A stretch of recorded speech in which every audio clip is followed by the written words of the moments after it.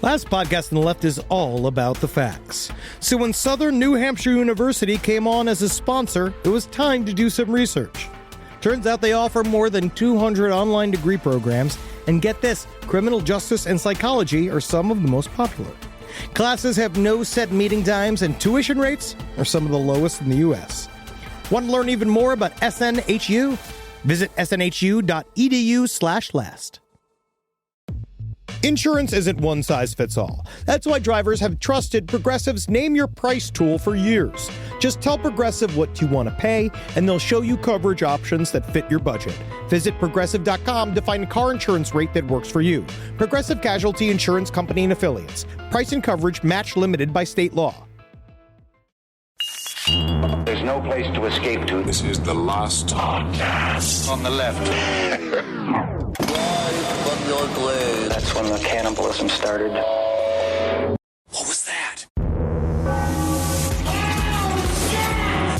This is another story that reminds us all that, yes, you may have been born short, right? Sure. And you get a couple of you got a bad hand. You got a pair of threes, which you think is good at the time, right? Well, I mean, to be fair, everyone is born short, even if they become tall. That is true. Philosophically, you are correct.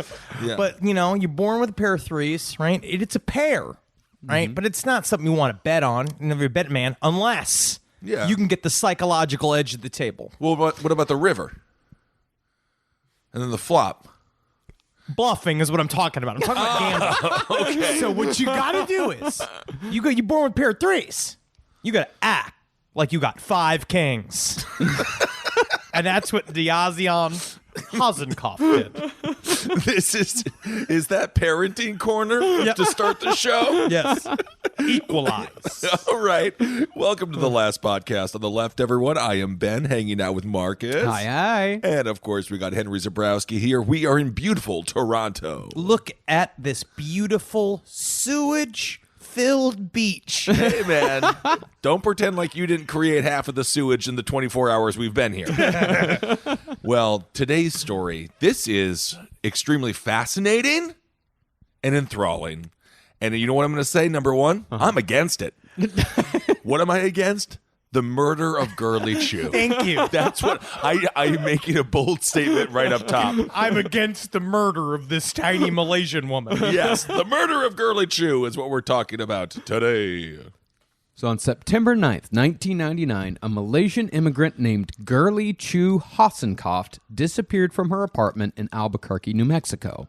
Her body has never been found, but 2 people were still convicted for murder in connection with her disappearance. This is a very convoluted story of a con man and a series of victims. It's highly fascinating. And I feel like this is one of those internet true crime things that came out because this happened probably the beginning of all of these various true crime blogs and the very, very beginnings of the internet that kind of seem to hold people's imagination. And now there's a lot more information out there about it, which we're excited to get inside today. All right.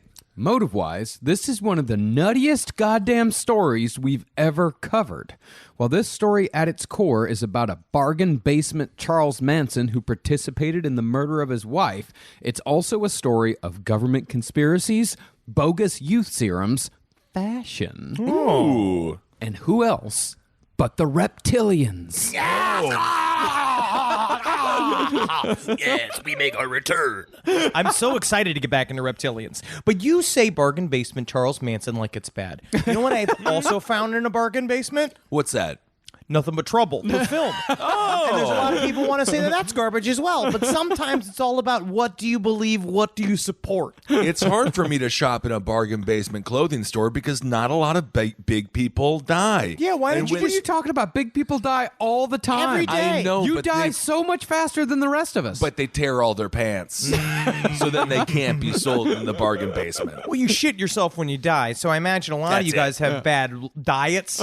So I'm just the sheer grease from your intestines must ruin those clothes. But I bet you could buy a bunch of sheets and you could kind of put them together with a bunch of safety pins. Yeah, you want me to wear a bunch of white sheets and walk around New York? You think that would be a good look for me? It's a like moo-moo. the world's tallest Klansman? It's a moo-moo. Yeah? You think that's going to work? You tell people it's a moo-moo so they don't think you're a Klansman. See, it's the best situation in the world.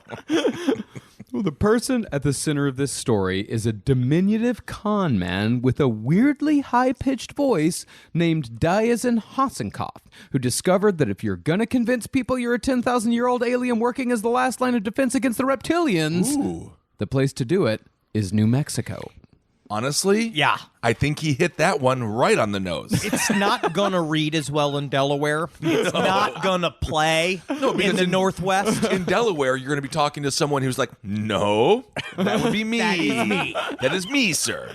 And speaking of the voice, let's take a listen to a short clip of Hossencofft talking about the murder of his wife. She knew she was going to be hunted like the dog she was. And yes, she knew, like a scared rabbit in an open field, she knew. She knew. It's like when I'm looking at my lunch on a plate. I just think, oh, you're just sitting right there next to the forks. You have a weapon in your hands, but you're useless to defend yourself against my wonderful mouth. Oh, my God. It sounds like Joaquin Phoenix Joker if you really love the TV show Designing Women. Like, he did not do nearly as much cardio as Joaquin Phoenix's Joker. Oh, okay.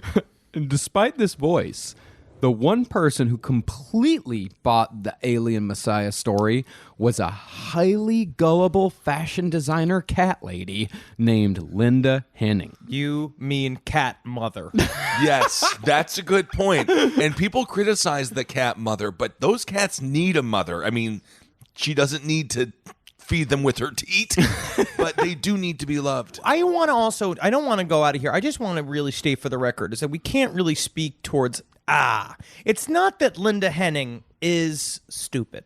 No. What point of gullible? Maybe At what gullible, point yeah. what point does gullible become dumb? Yeah, that's a hard question. Yes. I mean, I think gullible... Well, let's just call her Gulladum. Gullible. She's the Gulladum.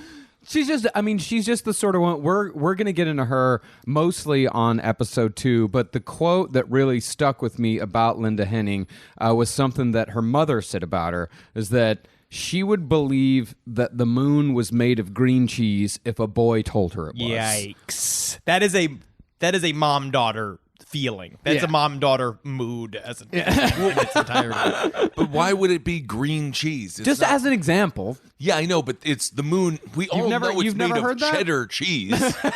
But I've never heard this moon is made of green cheese nonsense. Do you think the moon looks yellow? Do you have It looks jaundice in yellow. your fucking eyeballs? No, the moon looks yellow all the time when it's close to the Earth. Please continue the story. Talk me. Yeah. Well, as far as the law is concerned, these two people committed an undoubtedly brutal murder that we still to this day don't know the details of. All we know is that way too much of Girly's blood was found for her to still be alive. However, it is possible that there was a third man involved here, an anti-government conspiracy nut named Bill Miller. And it's also possible that Linda Henning may have just been another victim of Hossencofft, even if she is, to this day, wildly unhinged. She has just got an intensity. She's got it. If you watch any one-on-one interviews with her, she's a lot of fun. She's a former lingerie model turned lingerie designer. So she's very beautiful. She's got big, crazy eyes that do not blink. No. And she brought the Reptilians to the table, which we'll see, because Diazian was almost in his way. He's kind of like a funhouse mirror of your own ideas, which is, I think, the way that con men work really well, where they take your crazy ideas already and they yes and them to a place where all of a sudden he's injecting you with his own blood. Yes. Damn. So on a scale of, let's say, Charlie Sheen, peak Charlie Sheen, Tiger Blood Charlie Sheen. When he went on the live tour, just improvising things, yelling at things at an audience while people threw stuff at him. Because he really thought he could nail it and he didn't. Or Shelley Duvall. Where is she? Because she seems like a little bit of a Shelley Duvall type. For me, who she really reminds me of is Carla Faye Tucker. Oh, yeah. Oh. Yeah. Oh, yeah. Yeah, the pickaxe murderer from back in Texas. Really? Yeah. Yeah, the one that they executed. Oh, yeah. She's got that kind of really hard intensity. Even kind of looks like Carla Faye Tucker. She has a homicidal edge. She's like if Shelley Duvall and Jack Torrance were one person. Oh, look at that. But that's the thing about it, is that Linda Henning may not have had anything to do with this murder. I don't know. I don't know. We're going to get into it on episode. We're definitely going to get into it real deep on episode 2, but it's very much a possibility that she is completely innocent. Diazin Hossencofft, he made this very fucking convoluted and confusing. He is a real, that's why it's a part of, technically, he was just an early Charles Manson. I was talking about this with Natalie. I think that he's Muppet Babies Charles Manson. Where he just started getting his cult going. Yeah. And, they were killing people early. If he had managed to leave town with all these people, we'll get into this deeper later on. But I'm just saying, he was just in training. But Charles Manson didn't know about this Hossencofft character. He didn't inspire Charles Manson or anything like that. This is just this is late 90s. Oh, this is the late 90s. Henry's talking about Charles Manson early on in his career. Yeah, but Charles Manson was also a bit of a phenom because he had that whole cult going within a year of getting out of prison. Dog, some people you just toss them the rock and they put up threes. Yep. When you can squiggle dance like that, you're going to get followers. Yep. Yeah, Diazin Hossencofft, what we're going to see is just a tornado of misery. Yep. He is Confusion. He's a tornado of misery and confusion. That's exactly what it is. He just fucking knows how to make. That's why he became a compelling figure to me. Is because you start really, everybody's getting pulled down into this mud with him, and it gets more and more convoluted as it goes. All right. But before we get too deep into this story, let's acknowledge our main source for this series. This week's book is September Sacrifice by Mark Horner, which does one hell of a job putting together the pieces on this fantastically messy yet fascinating story. I'm going to give him a title, so far, one of my favorite titles of any book we've covered. It's a good title. And that's usually the most that I read of any book we've covered. It's very capital T, capital C, true crime. Yeah. Great. Oh, yeah. Yeah, if you like true crime, if you're into true crime books, September Sacrifice, good read for you. Oh, yeah. So since there are 2, possibly 3 people involved in this single murder, let's start with the life of the so-called mastermind, Diazin Hossencofft, a.k.a. Armand Chavez, a.k.a. Hoss. Honestly, Hoss is cool. Well, they call me the Hoss because I do the thing where I go up to the jukebox and I pump it, and instead of it working, the jukebox just shuts off and the bar closes. You are the Hoss. Usually Hoss isn't given to a little guy like Diazin. Usually Hoss is a guy like you, like your size. Yeah, that's what they call me. Yeah, somebody with thrombosis. Deep vein thrombosis. Born in Houston in 1965 as Armand Chavez, Diazin's family soon moved to Phoenix, where Diazin had a relatively normal childhood. But when Diazin was in high school, he suffered a severe head injury.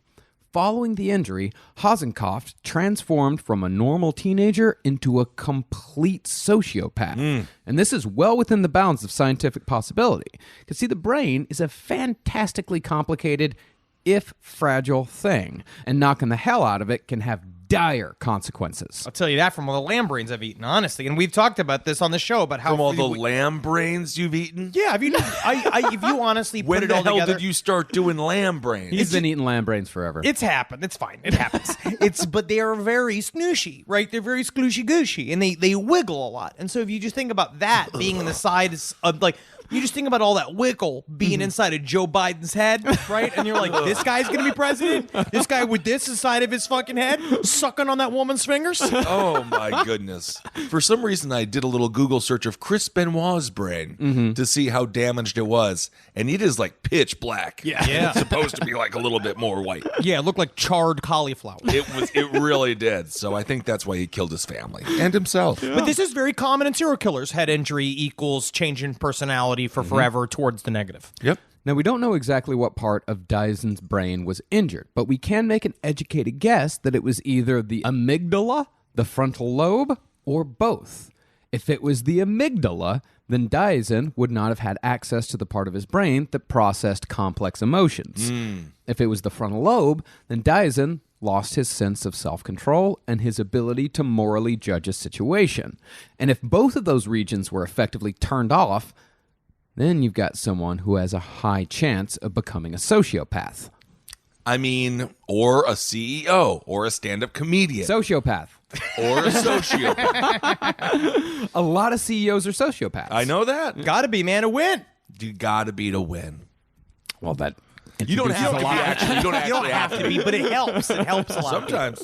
But of course, nature is only half of the equation. And according to Diazin's half-brother, the entire Chavez family were charismatic individuals with the ability to manipulate the weak and gullible into doing whatever they wanted.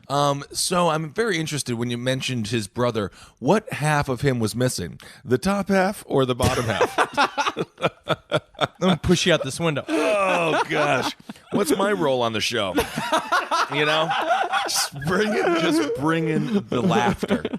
So, what you had with Diazin was a man who was at least implicitly taught by his family how to manipulate others into bad situations. Combine that with the man who was completely untethered from human empathy, and you've got a fantastically dangerous little man. And coupled with all that, his beautiful hair. He actually, I will admit, he did have beautiful, luxurious hair. You can be a sociopath with great hair. He looks like the shortest Native American chief who ever existed. He has beautiful sable black hair. He looks like he would be, because on a horse, everybody's the same height. You get him on a horse, you see that hair, he looks like a tourism for Wyoming.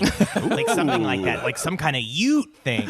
But the problem is that he has tiny, beady little eyes, and he's got really thick glasses, which make those beady eyes look even smaller. You know, he's like Lawrence Lessig meets like Fabio. If Fabio had very dark hair. Weird. I was also thinking it's like Pugsley if Pugsley made love to Edward James Olmos. Remember that guy, Lorenzo Lamas? Yeah. Sure. Yeah. Thank Renegade. you. This is really helping. Well, he's got nice hair, too. Are we just going to talk people with nice hair now? Man, we could go on and on. But the final ingredient for what Diazin into the treacherous con man he eventually became were two things that Diazin shares with a lot of the people we cover here on the show. A superiority complex and a long track record of failure. You know that middle manager you deal with that's a pain in your balls, your pussy every single fucking day because he worked as hard as he thinks or she thinks that she's a fucking genius, but she's handed some menial job, or what she now or believes is a menial job. Diazin is all over this. His whole thing is that I'm a genius. Why aren't people coming to me and asking me for everything? Like I should be in charge of the world. Anyone that's worked at a Walmart, a Target, a fast food restaurant knows the manager is never the smartest person in the shop. No. They want him kind of dumb so that they can follow orders properly and not question why you have to, chop up the 2-day-old chili and 2-day-old meat and put it in the chili. You're talking about your time at Arby's. This is Wendy's. That was Wendy's. I'm sorry. I'm just saying. You always downgrade it. It was an Arby's Sbarro. There was also not even a whole Arby's? No, it's a whole Arby's. It's a half an Arby's. No, it's you worked at half an Arby's. No. Did you work on the Arby's side or the Sbarro side? Mostly the Arby's side. You are a quarter of an employee. You're not even a full employee of the restaurant. You're completely missing the pizza component. I am just saying, do not get restaurant managers mad at us. I'm not going to. That's what you're doing. No. I'm not talking small business restaurant managers. Interesting. Well, no, actually, the world and these jobs are full of sociopaths. There's a great book about this called The Sociopath Next Door, which really studies how sociopaths settle into these types of like middle manager positions, because those are the positions that they can control people from and essentially make people's lives hell, because it's easy and they know how to just kind of tread water. Because all you have to do is stick to the corporate rules to the letter. Yep. Which means you can drive everybody. You could and make them follow these weird set of circumstances that are just sent to them from Russia. Absolutely. See, Diazin did graduate from college with a bachelor's in chemistry, but when he started applying to medical schools, he found that not a single one wanted him. And anytime anyone brought this up, he would get enormously angry. Yeah, don't even bring it. Bring it after me. Watch, see, I'm doing my angry walk. Look how I put my knees together. So I hear you are too dumb for medical school. Hey, Robbie, you want to see something fun? Ask this guy how smart he is. Did he get into medical school? Hey, how was medical school? We could do this all day. And he's tiny, so he can't do anything. Can't do anything. Rise from your grave. This podcast is brought to you by Squarespace. Squarespace is an all-in-one website platform that helps you stand out online. Yes, that's right. You don't have to smash your face with a hammer. You can just start a business. It's got everything you need on Squarespace, from securing your domain to building a professional site and showcasing your work all in one place. Let's say you want to show everybody how you can carve your ribs out of your lower abdomen so that you look more like a Ken doll. That's amazing. You can bring your vision to life with AI-powered design or curated templates, plus flexible editing tools that helps you create something that truly reflects your style, especially if you are somebody that is trying to corrupt the young men of America. That's what Squarespace is really going to help you. Squarespace makes it easy. It makes it easy for you to put all that together, and you just go to Squarespace and do it all. Thanks, Braden. Head to squarespace.com/left for a free trial. And when you're ready to launch, use offer code LEFT to save 10% off your first purchase of a website or domain. Is there anything better than a summer evening outdoors? Enjoy your space to the fullest with new greenery from Fast Growing Trees. I love a big, thick bush.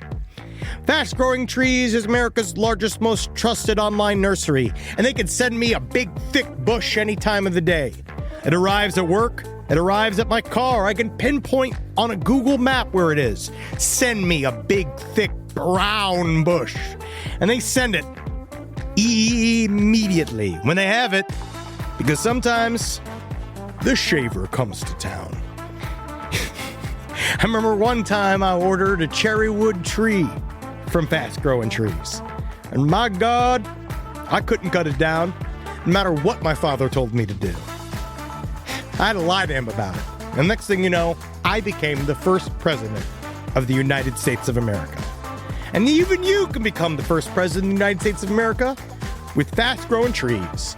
Right now, get up to half off select summer planting essentials, plus get an additional 20% off your first purchase with code LEFT at checkout. That's an additional 20% off at fastgrowingtrees.com with code LEFT at checkout. Offer is valid for a limited time only. Terms and conditions apply. All right, I know what you're thinking. I like to go banking, but I don't want to give to these big old banks all the time that cater to the 1%. Well, go ahead and get yourself hooked up with Chime. It's banking built for you, not just those rich jerks. And they got thousands of fee-free ATMs, because why pay to get your own money? Chime is working for you, man. You get your Chime card, you're going to get travel perks, you're going to get into airport lounges, you're going to get those chicken thighs. You know, every time I go to an airport lounge, I get chicken thighs. And you know what I say whenever I see a plate of chicken thighs? Give me more. Chime's going to get you those chicken thighs in these lounges, all right? Sure, they could serve other types of meat, but why would you when chicken thighs are so delicious? Chime is not just smarter banking, it's the most rewarding way to bank. Join the millions who are already banking fee-free today. Head to chime.com/left. That's chime.com/left. It only takes a few minutes to sign up. Chime is a fintech, not a bank. Banking services for Chime Card provided by Chime's bank partners. Optional products and services may have fees or charges. Stated cashback for Chime Prime only. No minimum balance required. For more information on travel perks, go to chime.com/disclosures. Rise from your grave. Well, all of this was according to his first wife, Rosemary Guerrero, who also said that she caught her husband in the bathtub drawing his own blood multiple times. Still red. No kidding. Now, Diazin refuses to speak to writers and reporters, so we don't know exactly what the blood drawing was all about.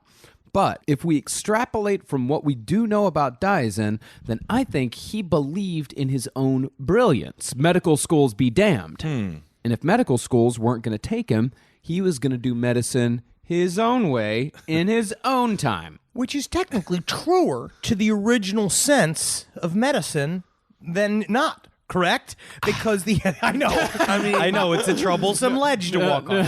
But he really did sort of believe that he could hold these experiments that he would, which in the Okay, again, what's it the showed experiment? He's drawn blood in the bathtub? no clue. I know that he believes, as we'll go on, his con will extend to him saying he's a geneticist and he is going to break the human genome. He was going to do all of this, right? But I think a part of what he truly was just doing was taking his blood out of his arm, looking at it under a microscope and just going,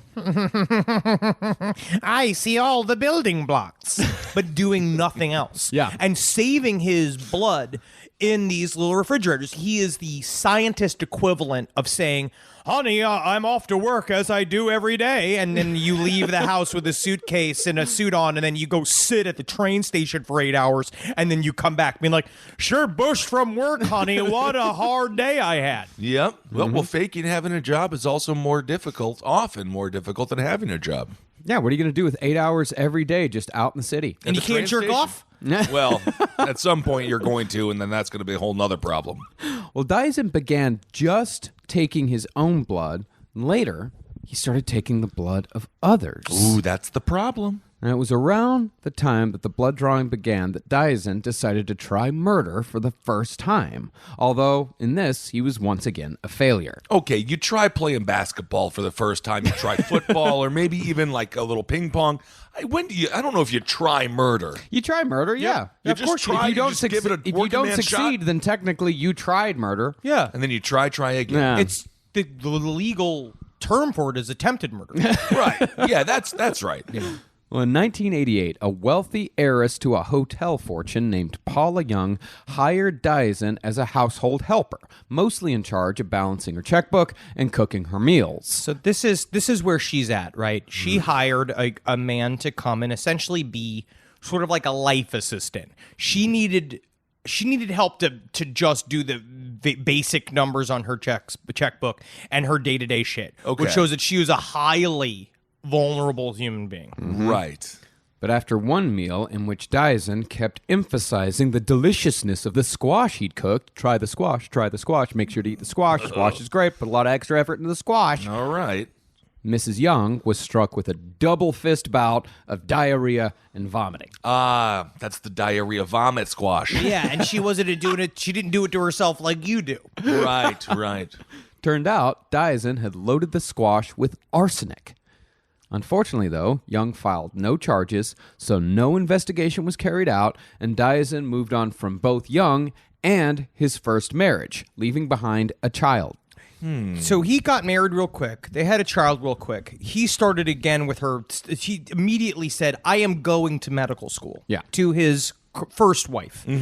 Was not going to medical school. So that's already a hot pile of shit. This woman allowed herself to almost be murdered. And then she just was like, let's just say bygones be bygones and let him leave. Yeah. It's very, very strange. It's mostly just because she was very advanced in age. And I think a part of it was knowing what she'd have to go through to prosecute him and do all this kind of stuff where it's mostly she just became even more of a shallower, like she pulled herself out as a human being from all society. Well, she didn't die, and maybe she was kind of bound up. Maybe this. Maybe this was a colon cleanse that she needed. I think she was just at the end of her life and was like, I don't want to spend the last 5 years of my life in a fucking courtroom. A year after that, Diazin managed to snake his way into UC Berkeley, and a biochemistry professor named Charles Grissom became a first-hand witness to the type of pathological lying that Diazin became known for. Diazin told Professor Grissom that his wife and child had died in a terrible car crash. But from what it sounds like, Armand's lies only really worked when people took them at face value. See, Diazin didn't seem like a man mired in tragedy to the professor, so Grissom looked into the claim, found nothing, and confronted Diazin. Because he was just like, yeah, my wife and child, they're dead, When? Oh, like 6 months ago. So it's like, Mr. Diazin, your wife and your child are dead. Boo-hoo, boo-hoo. Boo-hoo. Yes, that is That's me you. crying. Yes, I am just so, what's the word? Would it be happy, I'm No. laughing. No, that's not No. No, I feel fresh and ready to work. No, I'm a no. doctor. I'm actually in space right now. Did you know that? I'm the word is sad. Okay, sad. I'm very sad and boo-hoo. I believe it. Boo-hoo. So when Grissom confronted him and said this is all bullshit, Diazin switched tactics. He wrote and planted 2 sets of letters where Grissom would find them. One set supposedly from his ex-wife, begging him to come home, and another set from Diazin, telling her he couldn't possibly, because his calling was just too great. Nailed it.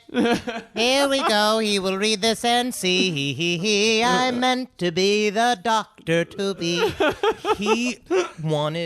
There's something about pathological liars that love this emotional manipulation, where that's what's very interesting about Diazin, which I think in the end why he ended up going to jail was because really all he ever wanted was the push and pull of people's emotions. Yeah. Just saying, because it's like, it's easy to check if somebody's wife and child died, if you want to, and you keep pressing it like it's this major fact of your life. Right. And it was an immediate lie. He started at the very top for no reason other than to get someone to go, aw, because there's Right. something about You knowing. did it. Ben, you did it. You went, as soon as I said it, you went, aw. Well, it's a very sad idea. Next thing you know, you lost your wife, you lost your son. Now you have to run for Senate. Now you're running for president. You're Joe Biden.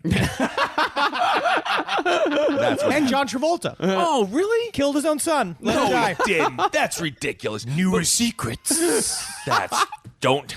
You mentioned the hair plugs in public. Is that what you're calling lies now? New secrets? So why didn't this doctor, though? Why didn't the doctor just ask him if he was a doctor?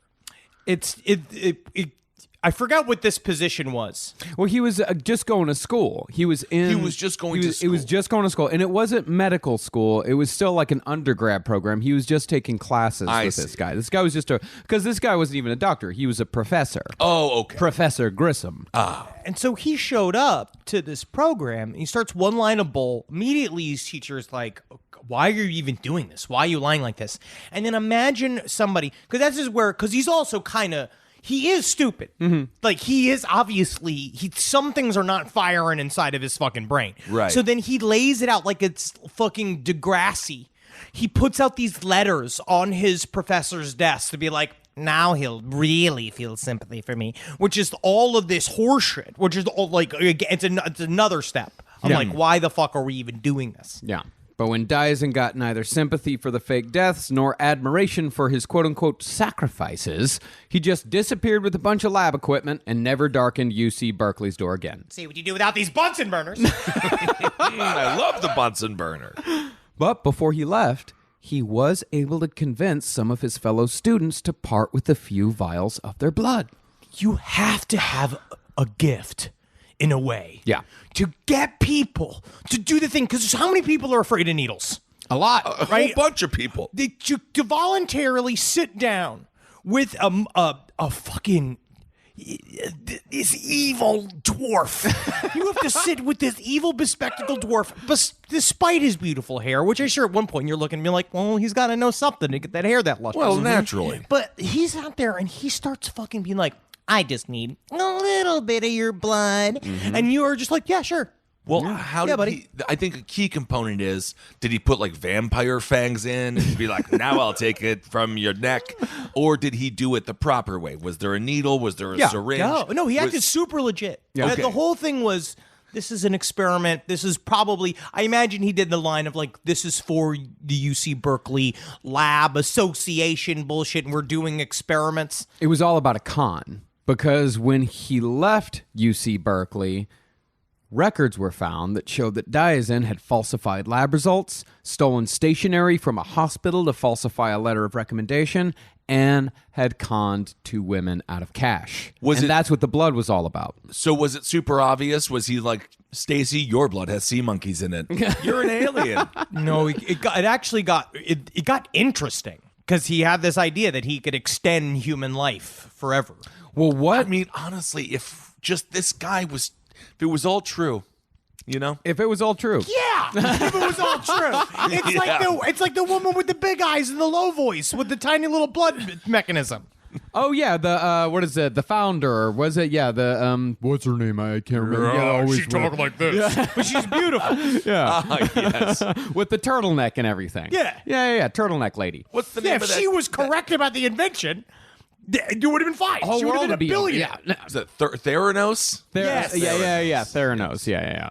Well, the other thing about his experiments is that one of his later neighbors, who was also a scientist, said that Diazin could talk the talk. Like, he was actually very smart in that he could absorb all of these different words and all these different concepts, and he could spout it all back to you, where it very much, and he said it with such confidence that it very much sounded like he knew what he was talking about. LRH told us that it was an essential nature of building a massive con, which is you have to talk your target, your mark's language. Yeah. You have to come at them from them. Like, you have to take whatever it is that they're saying, whatever it is that they're dealing with, you have to take it and you got to twist it so that it makes sense to them, almost as if they're coming up with the idea on their own. So as you Right. slowly insinuate and you realize you hear buzzwords, it's like on stupid, like in the one world, like I'm certain in the restaurant world, there are things that you say,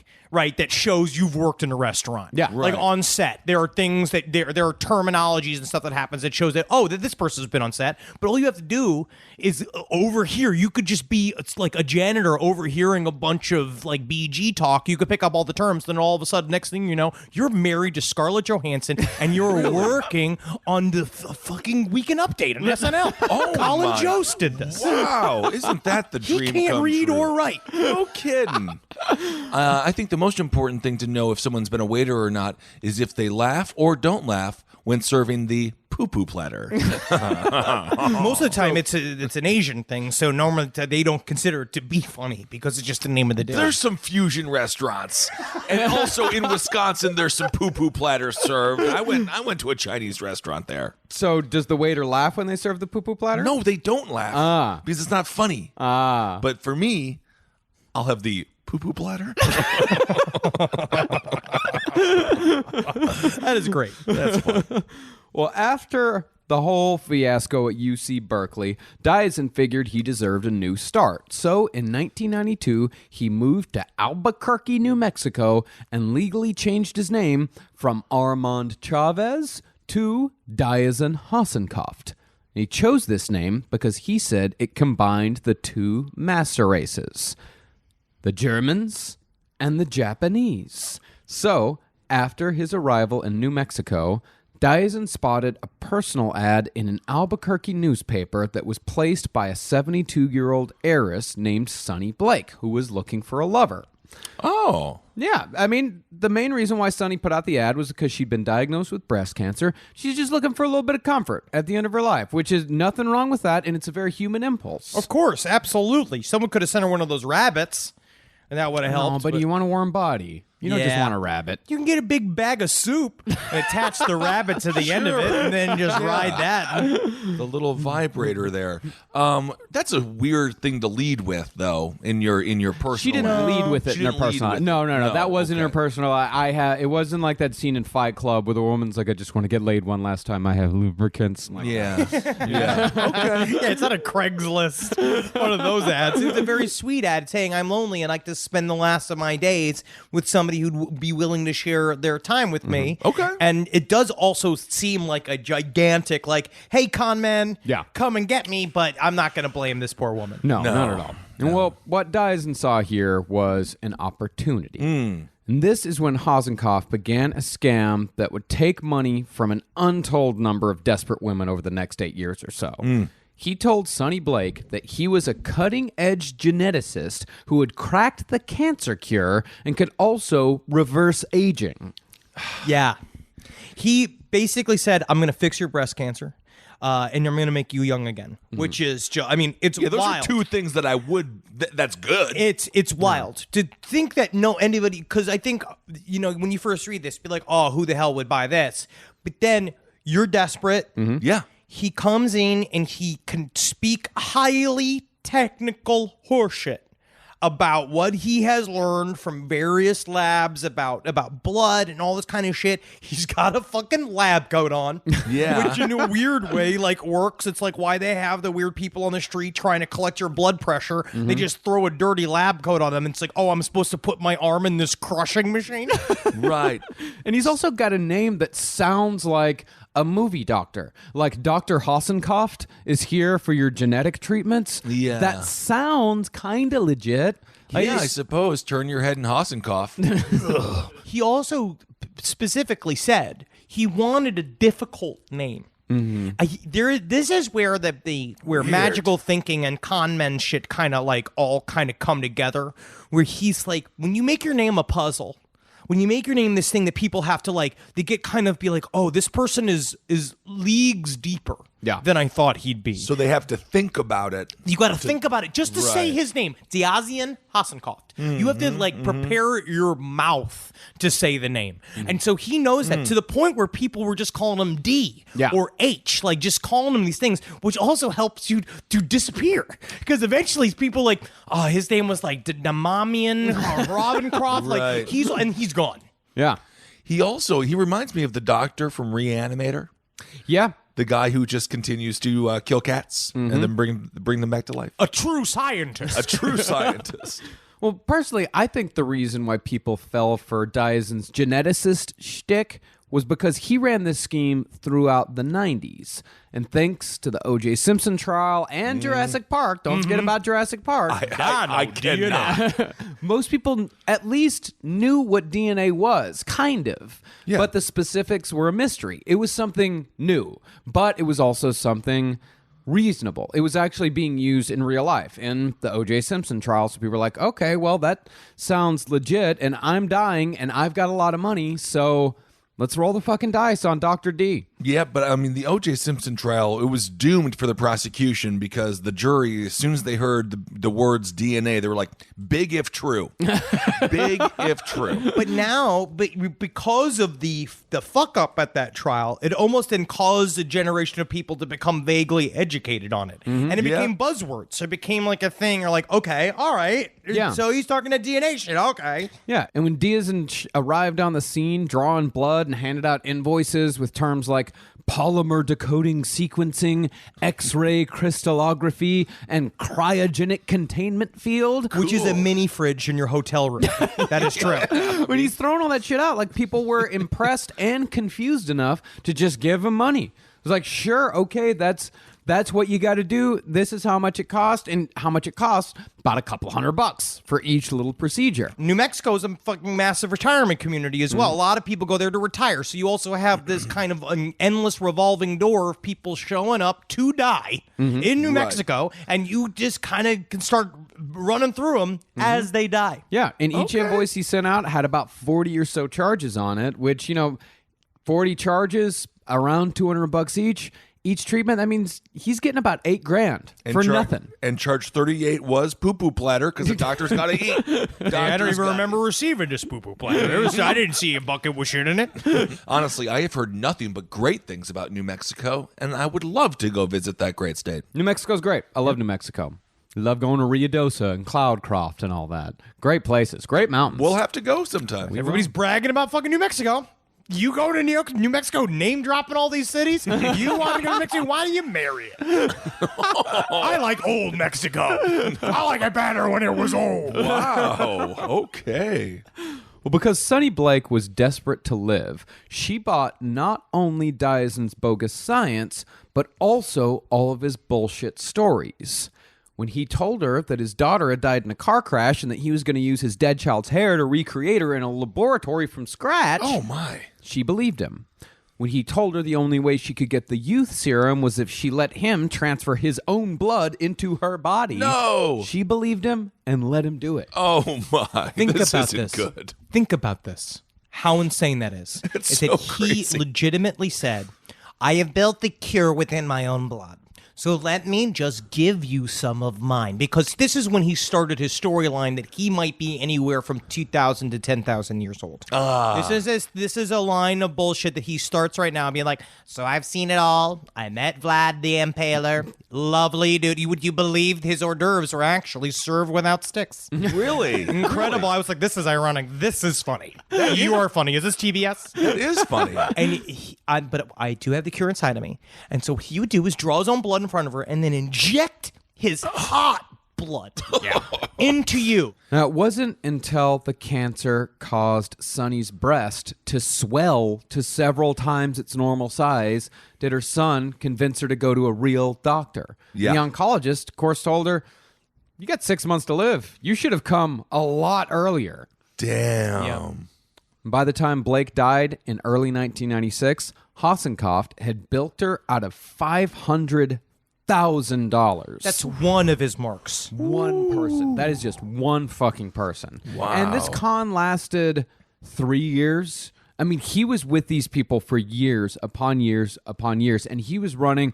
I mean, we don't even know how many he was running at once. I mean, it is countless women all across the United States. So you're the kid. You go home for Christmas, and then you're in New Mexico, and you're like, Mom, who is this? Who is this guy again? It's very, very scary because he would obviously manipulate the vulnerable and the old. And what Mark Horner, the lead detective, both said about D, we'll call him D, was that he could measure you within 30 seconds. Yeah. He was one of those guys where, like, I know that I think that they're being a little capital T, capital C true crime. After a while, they're like, he was a master manipulator. Right, And right. I don't know if it was like that. It's just that he just had a sixth sense for who was the right combination of vulnerable, maybe a little bit on the dim side, and also desperate. And he'd zip right into their lives. Yeah. And he did it all over the internet too, because this is the advance of the internet dating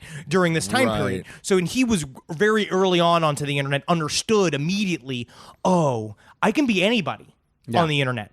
So he was a smart predator. I mean, he was absolutely a predator. I mean, I think actually that's what Horner said in his book, is like he is the definition of a predator, because a predator doesn't waste their time going after hard game. No. A predator goes for the weak, the sick, the small. And Right. that's what Dyson Hossencofft was. And hitting him for any amount of money that he could get him. Like, Yeah. he was shooting for the Right. big bucks, but he'll take $100 off you. Mm-hmm. He'll take fucking $50 off you. Like, he would, and so he started these email campaigns as well. So that's why he gets into the countless. So that we know that he probably had like 3 to 5 girlfriends that he met physically, but who knows who else he was just fucking hitting up on the internet, just emailing people and seeing who would fucking respond. Well, if I was super sick, I'd give it a shot for $50. I'd take his blood for $50. See how it works out. Yeah, just squirt it in your mouth. Salty.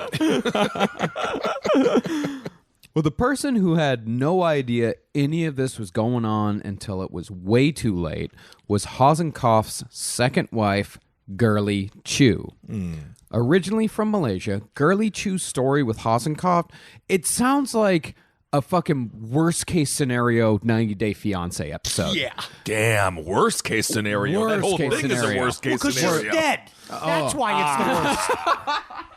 No, this isn't just Corti. It's not just her. Like, it's not just a horrible woman from Brazil. Like, it's Damn. like, it is real bad shit. I don't know why. I cannot watch that show. I tried. It makes me so uncomfortable. We It's are so sad. I know. Some addicted people. to it in our house. I know. See, while Girly later told the FBI that she met Dyson Hossencofft through Pen Pal magazine, a friend maintained that the two met at SeaWorld while Girly was traveling through America in 1992. From what I heard, though, and what she's publicly said, she was not a yachter, which is the term for paid models that are on yachts that people go and party with. That kind, the kind that they accuse the Brazilian girl of the latest season of 90 Day Fiancé of being. Yes, which is very often, and she's not a mail order prostitute. She's not a prostitute. I don't know what to say. She's not a prostitute. Yes, I did pay $10,000 to be on the boat, and yes, she was on the boat, but I didn't directly pay her. God, what turns does your life have to make when you're on the street in Brazil yelling, "She's not a prostitute"? She's not a prostitute. She's my daughter. I mean, wife. I'm pretending she's my daughter to get her America, but she's my wife. Do I have to yell at everyone? Maybe it'll last. Maybe it's love. But Girly Chew is not a mail order bride. No, not at all. I think that she's, from what everybody said, couldn't have been more of an innocent, beautiful flower woman who was just kind of radiant to everyone that she met. She was just this lovely woman that kind of was filled with life. Very trusting. Yes. That was the thing about Girly Chew. She wasn't gullible. She was trusting. And pretty soon after her and Dyson met, she fell under his spell and came to visit him in Albuquerque. Her whole thing was that she just chose to trust the wrong fucking American.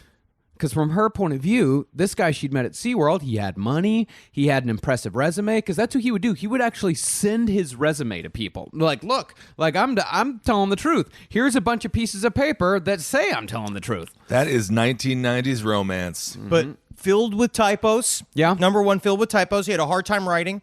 And it was also, I mean, it's just insane. Yeah. Like, he was a head geneticist for the Human Genome Project. He was a person that was flown all of this kind of shit. It gets deeper and deeper about how he was flown deeper and deeper. Deeper. How he's flown all over the world to do jobs that you couldn't describe if you wanted to because they are not real. Yeah. So this is a lesson. Too good to be true. Always too good to be true. Always. Because that's the thing, is that Girly Chew saw all this money and she heard all of these impressive credentials. I mean, what she didn't know, the money was all from conning old ladies and the resume was totally bogus. And as Henry said, just filled with typos. But if you didn't know what was going on, like if you didn't know this shit, then you wouldn't see it. You wouldn't see the typos. You wouldn't see all the shit. Like you wouldn't be able to tell. And in her defense, how strange is this? This is not normal behavior. Like, you don't assume that the person is just making everything up. Yeah. All of the money is coming from scamming elderly women who have breast cancer. Like, that's not the first place I go when finding a mate. Well, his bio with her, because he had a different bio with everybody. His bio with her that he was raised in Switzerland by rich people who died, and they left him a massive trust fund. And so he's living off the largesse of his family, but also he's an amateur/professional geneticist but he is in medical school, but he has a job as a geneticist as well. Yeah. Oh, it makes perfect sense. And there was a big red flag right at the beginning, and this little part of his story is it becomes bigger and bigger with Diazin with each successive person that he cons. Because when they first met, he was calling himself Armand Chavez. By the time Girly came to Albuquerque for a visit, he was like, no. Now you call me Diazin Hossencofft. That's a totally different name. That's a much different name. So you just went ahead and changed your name. Yeah, but from what he said, this was not actually a name change.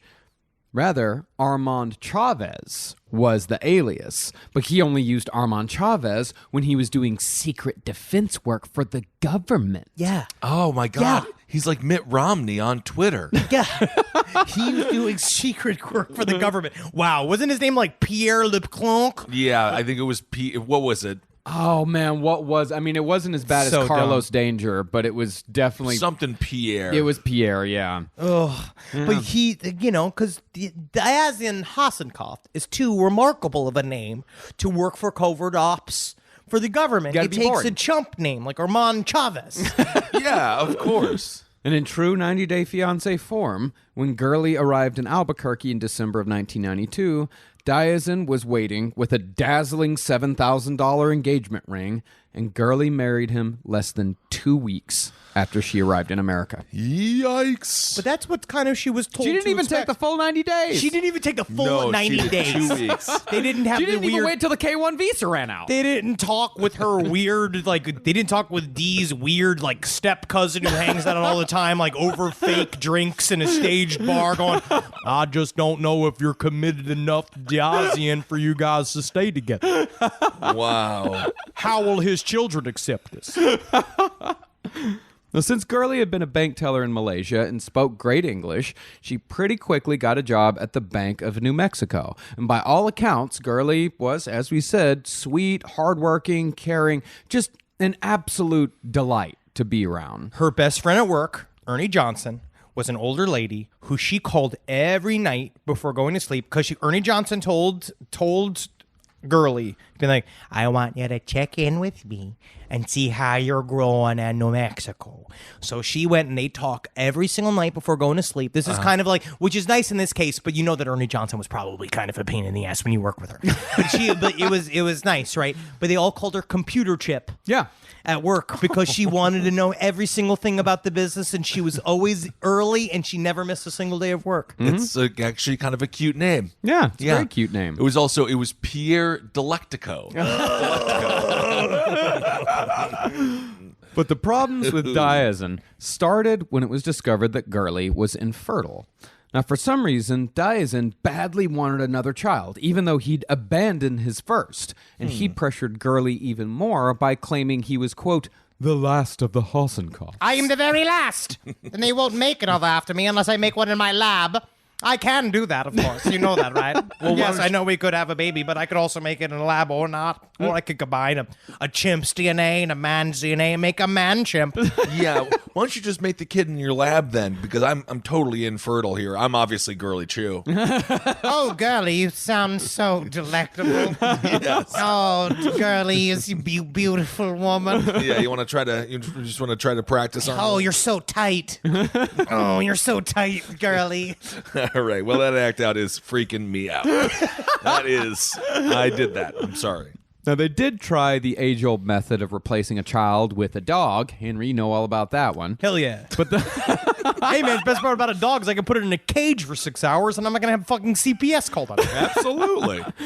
But the first dog they got almost immediately died after what sounds like chocolate poisoning. They fed the dogs either chocolate or grapes or like one of those things you just can't fucking give dogs. Come on. I mean, I don't know because it also sounds like he killed the dog. He might have. Because the dog it sounded like the dog was poisoned in some way, shape, or form. They don't do autopsies on dogs unless it costs a lot of money to do an autopsy on a dog. And I don't put it past him to see how can I rev this emotional situation? Yeah. How do I kill this dog? Because then what you're doing is I'm getting rid of the baby substitute. And what that then means, because you starting to open up this thing with Girly being like, I'll bring another woman into the scenario that will be our surrogate. And yes, I have to do it the fun way. But that's only because we want our kid to love us, right? Mm-hmm. And, of course, they tried getting another dog, or Girly tried getting another dog. That dog got the fuck out of there. Ran away within a week. Oh, dogs know evil. Quote, unquote, ran away. Do you think he killed 2 dogs? I think it became a floaty in the river. Oh. And all the while, Diazon was constantly in and out of town on what he told Girly were his quote-unquote business trips. Now, at first, he said he was attending graduate school. Need to get one more degree. Then he said he was on the lecture circuit. What does that even mean? That means you're going out and giving lectures at different universities. Is that what we're doing? That's what we're doing. Technically, we are on the lecture circuit. Yes. Weird. Yeah. Us and Boz Skaggs. Yeah. Boz Skaggs. Who else follows us all the time on tour? We were talking about it's Boz Skaggs. Boz Skaggs. Brian Wilson is on the tour with us a lot. Brian Setzer Orchestra. Yeah, I have no idea why. Well, no idea. We're at the Brian Setzer level right now. Yeah. Wow. We made it, boys. That's incredible. We have made it. Next step, river dance. Actually, we are playing the same places as Riverdance. We're at Riverdance level. Oh, our mothers Dude, are so we're Riverdance. We're Trans-Siberian Orchestra. We're the Grinch Stole Christmas, my friend. I know that. Well, after the lecture lie got boring, Diazon told Girly that he was being all but airlifted to operating rooms across the country where he would spend up to 16 hours straight performing life-saving operations on women and children specifically who'd been injured in terrible car crashes. I mean, only the most vulnerable. Women and children, because they're softer. Yeah. Men are so rugged behind the wheel. Yeah. But Diazon really stressed just how important his shit was. And then he'd have to go on a fucking within drop of a dime to do emergency surgery, which is a great way to respond if you've missed a text and then you didn't you looked at it. They know you've looked at it. You've now waited a day. You meant to immediately answer, but then you've waited a day. All of a sudden, you wake up. It's been a week since you're supposed to text or email this person. Great way to say, sorry, I was doing emergency surgery on women and children who were in terrible car accidents. Yep. The only better thing would be to superimpose your face on the rescue of baby Jessica, who was stuck in the well. This happened. Do they still? Is baby Jessica still in that damn well? I think they got her out. Okay. Yeah, Yeah, baby Jessica died of a heroin overdose. Good. The natural death for all babies formerly stuck in a well. Well, oftentimes, these trips would last anywhere from 3 days to a week. But what Dyson was actually doing was running cons on countless women across the country looking to either turn the tide of aging or cure their cancer. At what point do you say, find a medical school? Yeah. Go to be a doctor's assistant. Be a nurse. Be these things. How much work is it to run these cons? That's what I was thinking. This is a full-time job. But you don't want any medical school. You want the best medical schools because it's not impressive to have like a degree from like Boise Community College. You're about to get us shot on stage by someone who went to Boise Community College because that place I've heard is wonderful. So I love Boise. I mean, the best part of it, you're safe from somebody who went to school at Boise Community College because then they turn the gun the opposite way around and they're looking through the barrel like it's a telescope. Well, community college is actually a great place. It's a great resource for a lot of our listeners, and as it was for me as well. I went to a state university. I went to Florida State University. I did not take one real class. I went to the number 5 state university in Texas. So we're not highfalutin here. Okay, all right. Just to clear that up. Rise from your grave. You know, I rip around in the bed. You might actually not be surprised by this, but I'm a restless sleeper. I roll back and forth like an alligator with a wounded deer. But something's changed in my house, and it's thanks to Boll and Branch. You know, people keep their bedding way longer than they should. It's because people are afraid of change. Not me. I burn my sheets once a week, but I don't need to. Because Boll and Branch's signature organic cotton sheets, pillows, blankets, and comforters are all designed to be breathable, incredibly soft. They get better over time. Start with the signature sheets. You're going to buy 2 sets so you can rotate them. Come on, you're going to want to. The moment you get into bed, you'll notice a difference. I know I did. I just got fresh from the bath. I was fully lotioned. And sliding into those sheets kind of felt like, to be honest, I felt like the luckiest pasta filling in the whole world.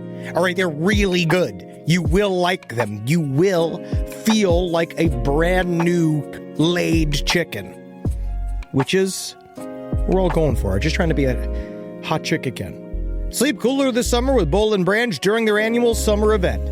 For a limited time, get 20% off site-wide at bollandbranch.com/left with code LEFT. That's Boll and Branch, BOLLAND branch.com/left. Code LEFT to take 20% off. bollandbranch.com/left, code LEFT. Exclusions apply. Call me a squirrel, 'cause I'm covered in acorns. That's right. So many people are focused on where their money is today. And Acorns is the financial wellness app that cares about where your money is going tomorrow. Let Acorns work for you. You put acorns in the ground and you're gonna get trees tomorrow. That's right, investments. And with the Acorns potential screen, you could find out what your money is capable of. I always do that. I'm like, I want to invest in something that I like. Let's say cheeseburgers. Okay? That's kind of hard to do. Acorns will help you find a cheeseburger that is right for you. So sign up now, and Acorns will boost your new account with a $5 bonus investment. Wow! Join the over 14 million all-time customers who have already saved and invested over $27 billion with Acorns.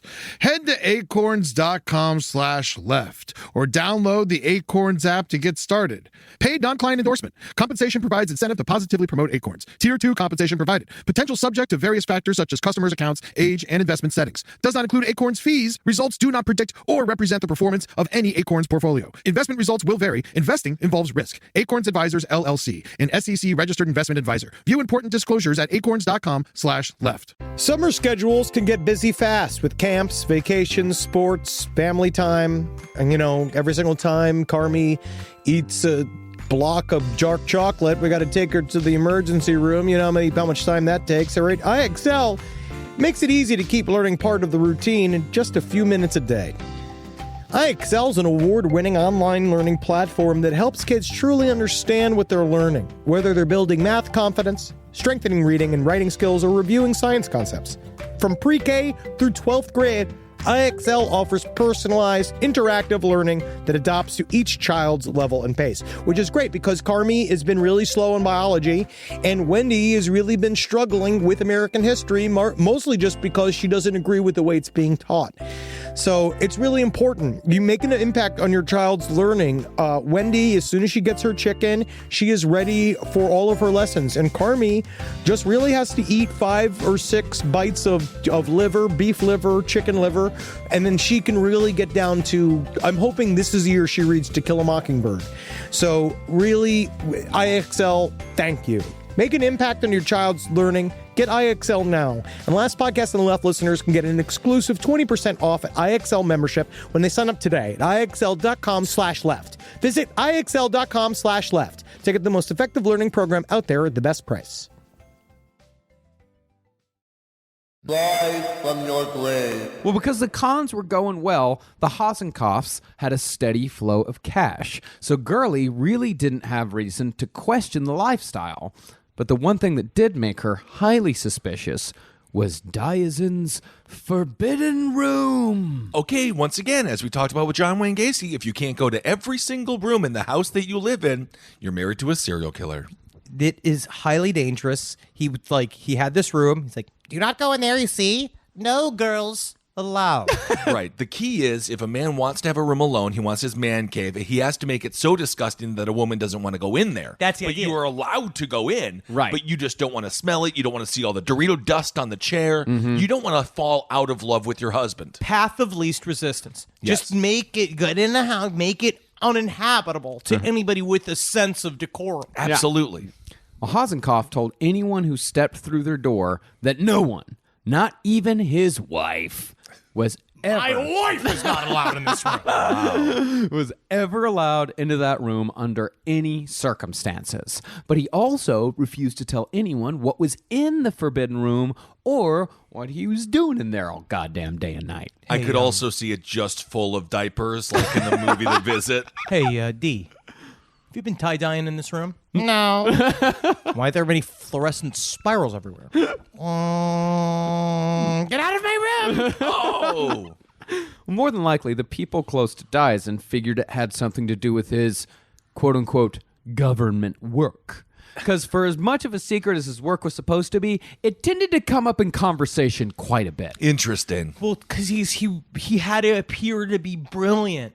And he had to appear to be secretive and working on all of these things. Like he had a way he wanted to talk about his life. The way he talked about it is if he had all of these things going on that you were too dumb to understand fully. Right. So if I was working for the CIA, let's say I spoke with them when I was in Washington, D.C. the last time at our Side Stories show, and they recruited me to work from the inside out when it comes to the entertainment industry. This is a hypothetical. I couldn't say that. This is a hypothetical. That's a hypothetical. Okay. I could never say that. Yeah. But the thing was, his neighbors knew that there was strange shit going on with Diaz and Hossencofft besides just the forbidden room. See, Pedro and Luz Torrado had lived next door to Hossencofft since 1992. And when Hossencofft met them, he bowed and told them that he graduated from the University of Japan when he was just 12 years old. Did you know that? I graduated from the University of Japan when I was just 12. That's where I learned how to bow. Yes, and you see, yes, my name is Diazin, which is Japanese. So you can see, so is that noise. I make that noise quite often. Wow. Very Japanese. Graduated at 12 years old, you say, huh? 12 years young. That's what they said at the time. Because I was actually 6. I was double 6. I was such a smart 6-year-old that they called me 12. So technically I graduated at 6, but intellectually I graduated at 12. But he followed up the university lie by telling his neighbors that, alas, all of my education will go to waste because I only have 6 months to live. Now, But the problem with that lie is 6 months is a relatively short amount of time. he is setting up these little mini things because he truly did believe, in my mind, this whole situation's not going to last very long. Yeah. I think that he was already planning his exit out of this situation. And what you can do with the 6 months to live thing is that you can keep pushing it.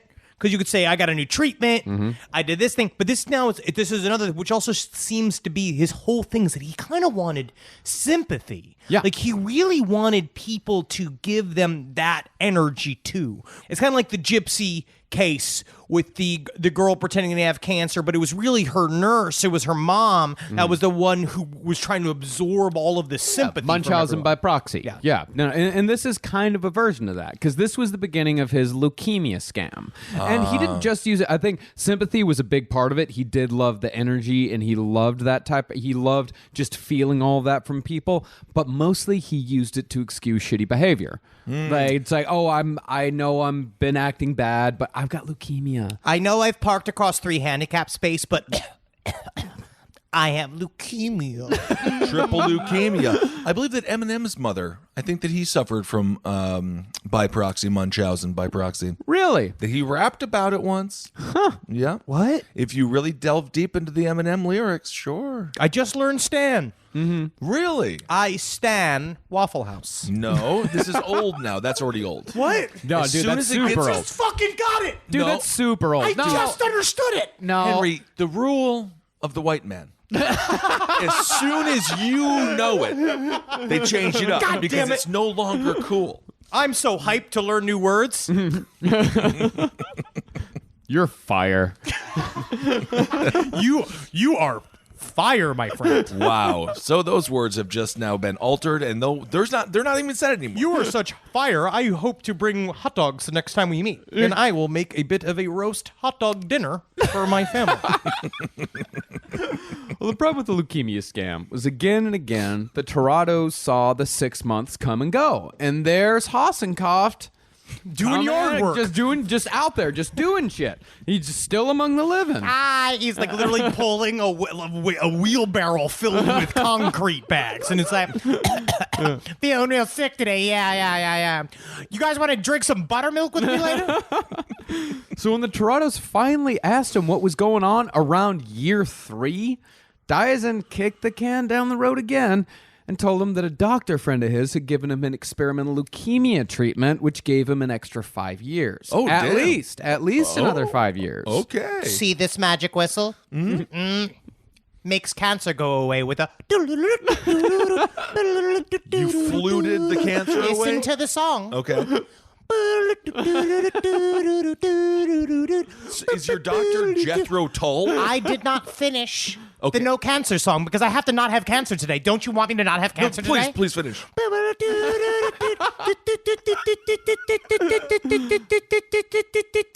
the fuck up, Diazin! Shut the fuck up!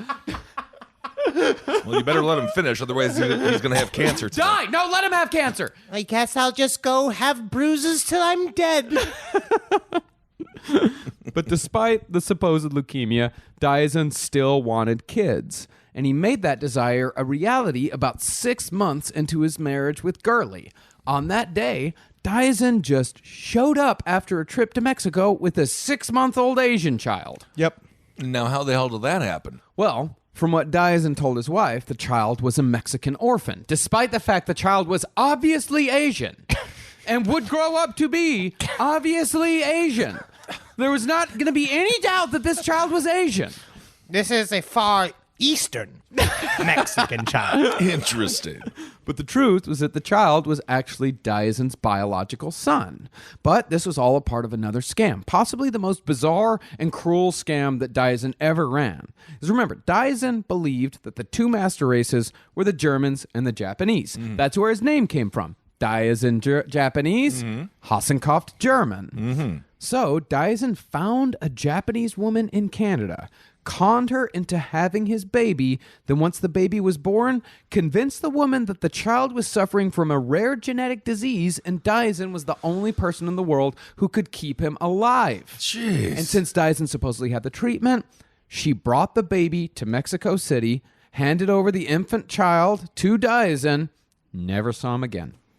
Just Audi 5,000. That's from my generation. That's a term from my generation. That's very cool. What about the follow-up questions? Any phone call? I mean, this is still the 90s. I mean, we're she 2 signed years away- away from having cell phones. She signed away the rights. And also, she's in Canada. He's in America. I mean, there's all kinds of... I mean, he knows how to put up the roadblocks. Also, you're just not a mother anymore. That's got to be kind of fun. That's sad to say. But Girly was so sweet and didn't know what else to do. She was... It shows that if you just lie audaciously, if you just roll with it, you just showed up with a baby. He's like, this is our son now. We're doing this. I have this baby. Girly Chew, number one, wanted a baby desperately, and she couldn't have one. So this was a half a gift. But then also you got this baby in your hands. You're going to give this baby up to foster care. You've probably now heard enough because she's talking to Ernie Johnson. He's like, yeah, you don't want to give that up to CBS. They give those kids to the CIA to make child porn. You know what they do. Have you seen Miss Johnny? Have you seen Where is Johnny? Have you seen it? She starts screaming about fucking Johnny Gosh. Right. But honestly, you have this child, and now you have to take care of it. Yeah. And they named the kid Dimitri. I like the name Dimitri. Dimitri That's just Hossencofft is actually a pretty good name. It's not a bad name. You shouldn't even give your significant other a cat or anything they have Peloton machine. A Peloton. That's an insult. Yes, that's an insult. But to give your wife a kid like that, that's a lot of work for her. Well, actually, Girly was against adoption. She didn't want to adopt. She just didn't believe in it, or she just didn't want to do it. She wanted to try for her own. We all know for a fact that orphans are dirty and they steal and they go open the vents and they watch what you do and they get knives. They threaten to kill you and your family. They put pine sol into the coffee when they serve it to you. They've never been 6. They're 35 years old. Talking about that is one story. They're always like this. Story. Well, it was around this time that Daisen picked up his very first henchman, because every good con man needs a good henchman. I love it. This guy's name was Dwayne Baker, and Daisen hooked Baker by telling him that he had somehow obtained alien technology that could be used to manipulate human genes for the purpose of extending one's life. Because that's the thing about Daisen, is that he does not go whole hog. He builds. Every single con that he runs is a little bit crazier and a little bit crazier because he learns from every single one. Henry, you are 5 IQ points away from being this henchman. I can just see you. I am not a good reliable henchman. I'm not a good reliable henchman. You would have to turn it down a little bit because henchmen have to be the B guy. I miss too many texts. Yeah. You know what I mean? I get too stoned that I'm locked inside my home. Like, I'm not a good henchman. That's why, you see, you're a good henchman because you're a good goon type. Yeah. I know you like to call me that, which is very insulting to the tall people. You're a goon, but you need to have a goon in a group. Especially if you're tiny, like if you're a Krang, you need to have a big goon to protect you when you're vulnerable. Bebop and Rocksteady. Yeah.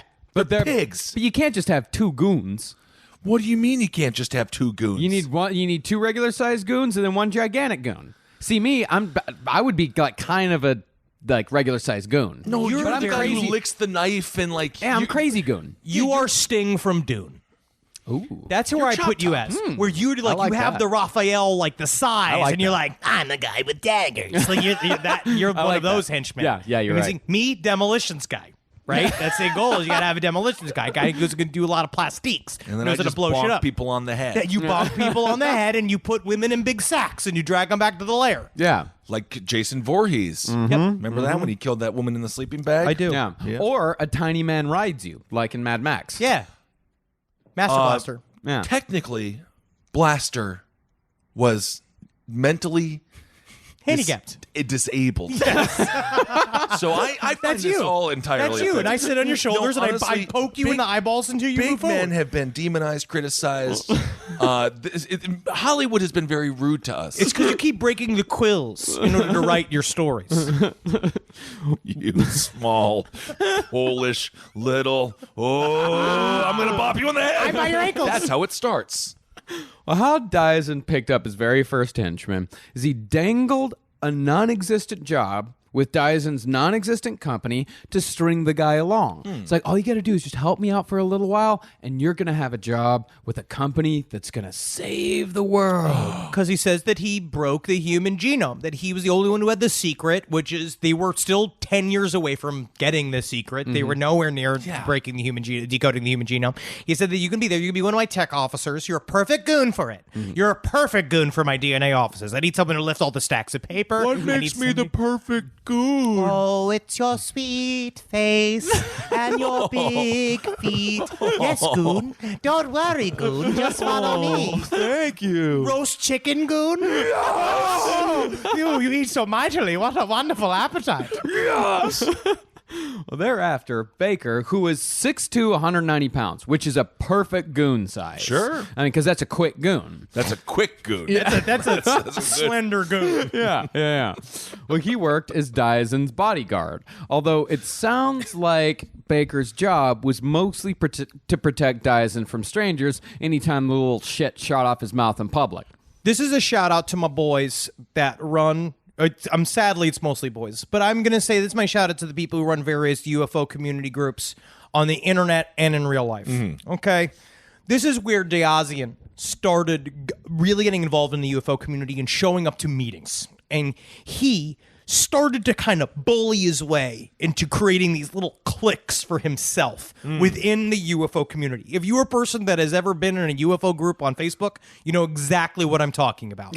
Where he has created an enclave of people that essentially would make fun of and fuck with people within the UFO group. So this is where he's slowly pulling his information from. He's meeting these people at these groups and saying, like, I actually have alien technology, to each one bit by bit. And there's something about his beady eyes and his beautiful hair that makes you say, like, if there was a guy that had it, it might be you. Because he kind of looks like an alien, just a little bit. Yeah, I believe it. You know what he is?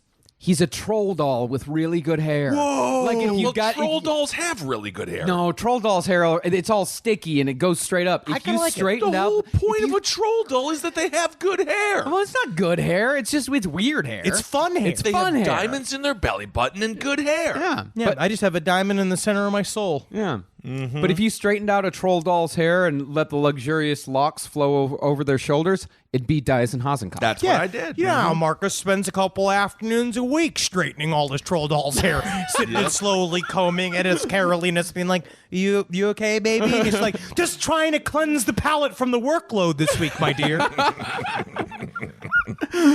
Well, pretty soon after Dyson brought home his son Dimitri, he picked up a local mistress. Because up until now, all of his mistresses were around the country. But he figured, why don't we go for an Albuquerque gal? Her name was Kimberly Glasgow. And she had met Dyson at the Supercuts, where she worked as a stylist. Ooh, that's where he was getting that haircut, huh? It's kind of hot. Yeah, you get to the supercuts, man. They are consistent. Supercuts, cost cutters, they get the job done. It only took 3 haircuts for Dyson to hook Kimberly. Well, it's perfect because he's got great locks. I mean, this is a big turn on for a hairstylist. Her hands are all up in it. You know what I mean? He loves his hair just to be kind of vaguely snipped at because supercuts is great if you want to look like a ventriloquist dummy. Yes, it is. Yes, it is. And they started dating pretty soon after. Okay. But what Kimberly noticed was that Dyson was actually in pretty bad shape. Sometime in 1995 or 1996, Dyson had become a morphine addict. Oh, somewhere in there, huh? Yeah. That's the 90s. This is the grunge movement. This is grunge. This is the stuff that really, it does kind of roll in. Like anybody who's been addicted to any sort of like oxy or any one of these opioids, there's something about it just slowly encompasses your whole life. And I don't think that he even understood how deeply addicted to morphine he was. Yeah. He's not a real doctor. Yeah. I wonder where he got it. Stole it. I guess so. I guess he had to just walk his mustard way. isn't easy. Fucking nurses and telling them also he had the leukemia thing. So you fuck with a nurse, you start to like get into her own head, and then you be like, can you get me some of this stuff because blah blah blah, I ran out of my prescription, blah blah blah. Right. Yeah, and he was injecting it into his pelvis, his ankles, and his wrists. Well, again, Diazon used the leukemia lie with Kimberly as to why he was doing so much morphine. He said he needed it to manage the pain. And amazingly, Kimberly, she bought it. And she even asked this admitted morphine addict, who just said he was a doctor, to perform a physical on her 14-year-old daughter. Oh, my God. Oh, no. And according to the girl, Diazon asked her to take off all her clothes, and he just sat there and just stared at her for a little while. Didn't say a word. And then said, all right, put your clothes back on. We're done. Well, it could have gone worse. But still, that wasn't enough for Kimberly to get rid of him. She even kept him around after Diazon took the blood of Kimberly's 10 and 12-year-old sons without Kimberly's permission. Excuse he used, he said, hey, I've got leukemia. I'm looking for a blood marrow donor. And I thought maybe your sons would be a match, but they're not. Oh, but I still have leukemia because someone took my cancer flute because they said it was quote unquote annoying. I would love to put this guy in a sleeping bag and slam him against a tree like Jason. That'd be great. And this wasn't the only weird shit he was doing or saying. One night, he told Kimberly, just in casual conversation, hey, I can make your body disappear by dissolving you in acid. What's that? I can make your body disappear by dissolving you in acid. Did you try the steak? Did you have the steak? Wow. It tastes weird because I have leukemia. Wow. No, and we hear this again and again in fucking murderers, where if you have a boyfriend that's just casually talking about murder or casually talking about how he knows how to make a body disappear. Well, to be get fair, the fuck out of there. Josh be Powell fair. should show you. That's another story of a guy who's just bragged to everybody he met how he can make a body disappear. And then what happened to his wife? She disappeared. Yeah. Most of our audience have relationships that have that conversation sort of regularly. But you know when it's a fun conversation and when it's not a fun conversation. That's true. Because we've all had fun conversations about the best ways to make a body disappear. I love having a fun conversation with my friends and my family. Yeah, of course. And with your significant others. They have to know your plans. Yeah. Just because they can save you from yourself. Right. Yeah, I don't know what I would do. But remember, there's no body, there's no crime. Mm-hmm. Well, except in this case. yes. Well, we'll get into why. Yes. Yeah. There does have to be something relating to a body, and oftentimes it's blood. Well, even after all this shit, Kimberly still didn't leave him. The only thing that worked was the appearance of Girly Chew. Girly showed up at Supercuts one day looking terrified, if still resolute, and told Kimberly that Diazon was a married man. Oh, that's so sad. That takes a lot of So she found out. She found out and said, because she wanted it over and done with, but she was fucking terrified of Diazon Hossencofft. And she actually told Kimberly, do not tell him that I contacted you, because if you do, he will kill me. Well, during this time period, it was when he escalated the physical abuse to Girly Chew. He became very physical and obviously a very terrible person. So he started physically abusing her, verbally abusing her, and then he started turning it up to the point where she realized, I'm in danger. Yeah. Damn. And her fears were absolutely well-founded, because Diazon, like, when Kimberly said, like, hey, you're married, like, and he tried to lie his way out of it for a while, like, I don't know what you're talking about, I don't know what you're talking about, and then he finally was like, okay, yeah, I'm married, how did you find out? And she kept Girly's confidence. She said, you know what, I just heard, someone told me. And he's like, who told you? And she's like, I'm not going to tell you. And she said, Kimberly said that he got this like look in his eye, and he said, I think I know who it is. Damn. And he figured out that it was Girly. And because of this, he fucking pulled her through the house by her hair, punched her in the face multiple times, pulled a dresser down on top of her. Jesus. And the cops did come, and he was arrested.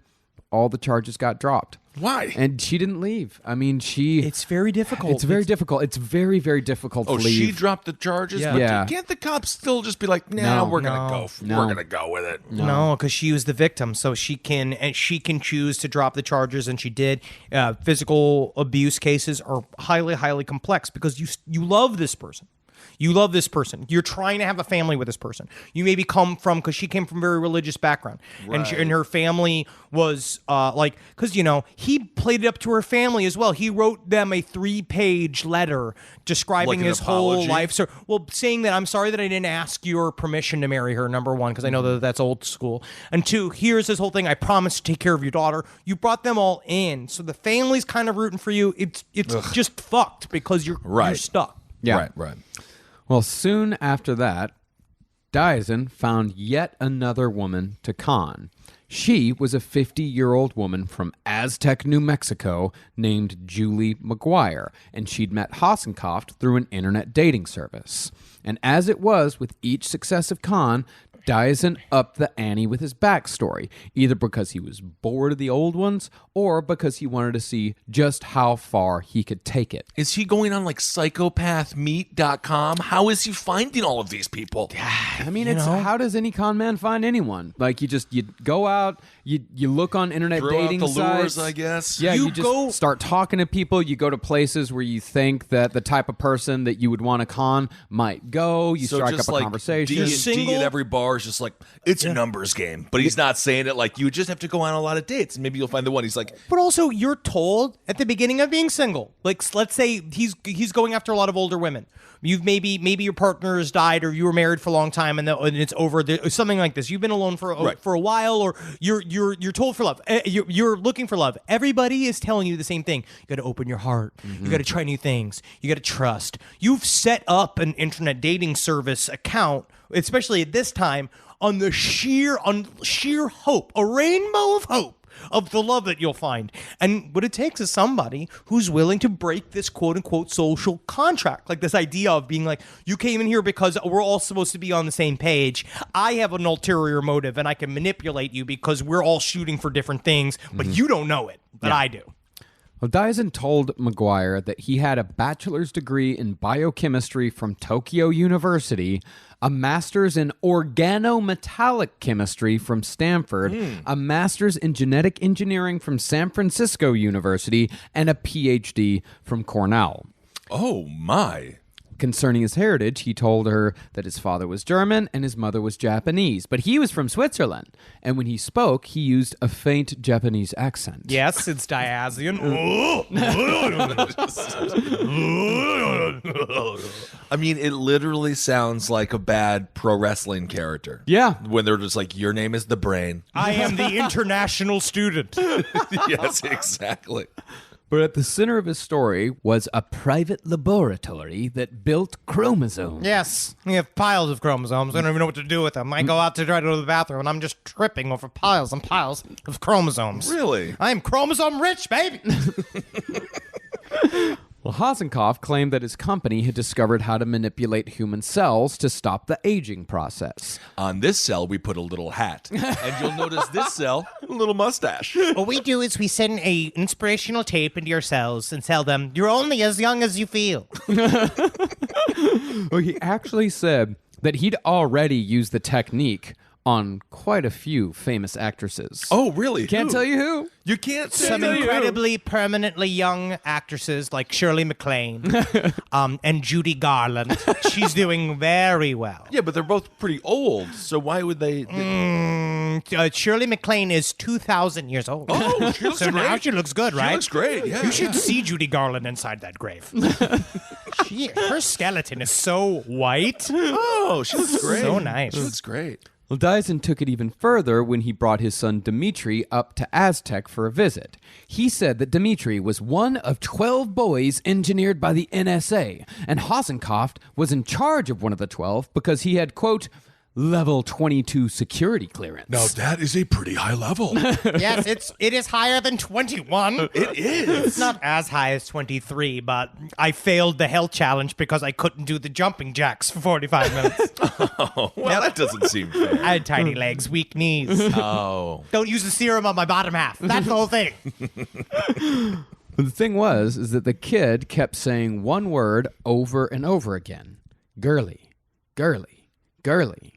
And when McGuire asked what girly meant, Hossencofft played it off perfectly by saying that girly was the name of the top secret NSA project that had created Dimitri. Of course it was. Wait a second. So the project was supposed to build boys. 12 boys. But it was called Project Girly. Ironic, yes? Or is it? It is interesting. Yes. It's very 2019. Oh, yes, it's very well, it's to throw people off. Of course. Because if you're looking through the files for the secret 12-boy project, you're not going to and look you under see Project Girly. You're going to go, nah. But why would they even tell the kids the name of the project? I think this project would be so top secret the kids don't even know they're part of a project. Yeah, Kissel, it seems like it is a big old con. It seems like it is a big lie. Yeah, you're right. It does. Okay. And then Hossencofft started swinging for the fences.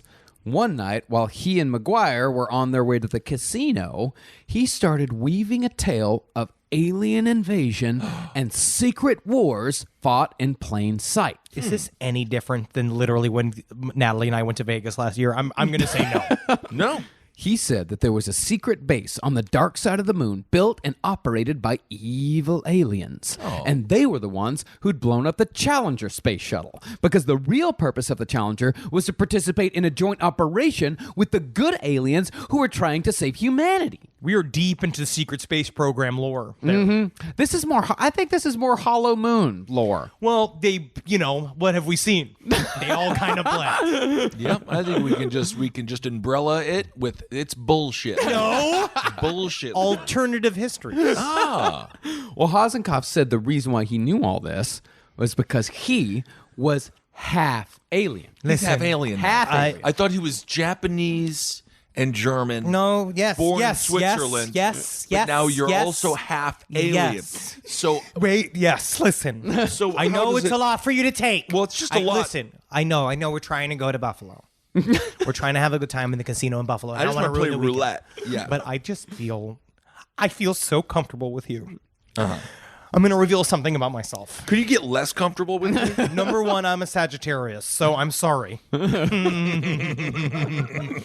I'm half alien. Yes. The top half, which is why my hands are so thin. And it's a lot for me to come out to you. And my main question is, will it get better? Will it get better to be half alien in a world that doesn't respect my voting rights? Yes, I want to adopt a baby that I made from my laboratory that came from the NSA, Project Girly, that made only boys. You still have leukemia, right? Yes. No, as dumb as all this shit sounds, remember, I mean, it is a fun car ride conversation. it's a fun car ride This is conversation. awesome. I get that. Yeah, but remember, this is New Mexico. And New Mexico, I'm not bad mouthing defaming New Mexico. New Mexico? I'm absolutely not bad mouthing New Mexico. I'm just saying that when you're telling an alien story, it's more likely to be believed in New Mexico. New Mexico is famous for their alien It's the land lore. of the alien. Yeah. I will put Arizona in there too. Absolutely. It's right next to New Mexico. Anyone that Tempe, likes the color Roswell. topaz. Yes, and people who wear jade. Yeah. You will get so much butt with the solid alien storyline in the Southwest. Yeah. Okay. Yeah. All yeah. right. And luckily for Hossencofft, Julie McGuire said she'd had an alien encounter. This is perfect. So, you know, said that. I'm not wrong. It is. Think about this, because he did. It's like he took it out of her mind. Yeah. It's like he saw her. Now for storyline Z, like he goes through his fucking Right. bullshit. He pulls the "I'm a half alien. I'm 10,000 years old," and he somehow knows because he makes a whole confession, and then she looks at him, being like, "It's amazing because I've known about their presence on planet Earth," and you could just see him go like Yeah. Wait till I tell my Goon. Yeah, because he rolled with it. she rolled with it. She let I don't need you to understand, Goon. I need you to smile and I need you to do your dance. Okay, I'll smile. Here's another roast chicken, you big ugly monster. No, he totally rolled with it. Because when she said, I've had an alien experience, he said, I know.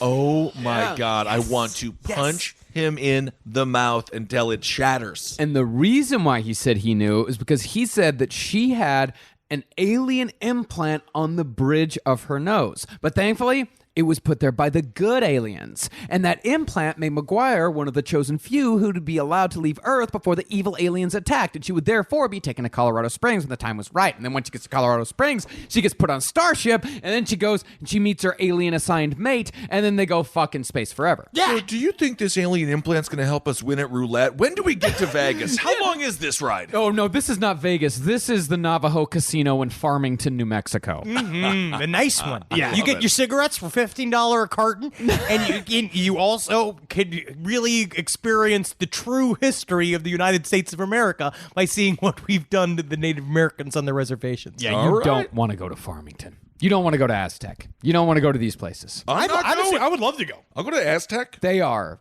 meth dens. Oh, I'll tell them to relax with some tapes. From what I've heard. Whoa, interesting. But he was doing morphine. He was... Counterculture. Some people zig, he's X. He's X. I've never been to Farmington or Aztec, but I have friends who have family there, and they do not have glowing reviews. Okay. Yeah, I haven't seen a lot of TripAdvisor things saying to come down to Farmington, New Mexico. I mean, is it possibly just your friends who did a bunch of meth in Farmington just be like, it's a meth den? This is kind of a thing people do here. Did you just do a bunch of meth, Steve? All I know is that a guitar's got a hole in it, which means it can also be a hat.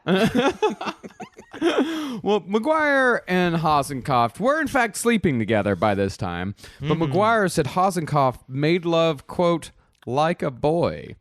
Ugh. And when he ejaculated, silent comer. Silent did not comer. make a single sound. And I wonder what like a boy is. Is him just going like hee hee hee hee, like playing with their breasts, like flopping them up and down, going like, what does it mean? Also, how would she like know? their radio, like playing with them like dials, being like, all right, now go up in volume as I twist your nipples, and then dead silence. I think like a boy means he didn't know what he was doing.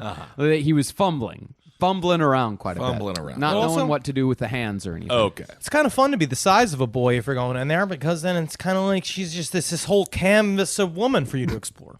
Maybe that is more what it was. Maybe I the think that is size deep. had... That is something that you need to work out. No, you play each part of the woman like it's an instrument, and then you're the tiny conductor. Oh, God. Well, the thing was that McGuire wasn't in this for the relationship. She wasn't No? even in it for the sex. No, for her, Hossencofft was just someone to deal with so she could get to that sweet, sweet youth serum. Oh, she was in it for the youth serum. Yeah. Isn't that interesting how you can flip it, because it's her worst aspect of herself. Yeah. Right? This is a thing they say in Dune. You better watch your opposition, because something your opposition can bring out the worst parts of you, be the things that match, right? When are you done with this? When are you done with Dune? Now, he's going to be talking about Dune for as long as I'm going to be talking about the Invisibles. We've got our thing. It's No, his, I know, that's but his he's- thing. I got my thing. We got our things.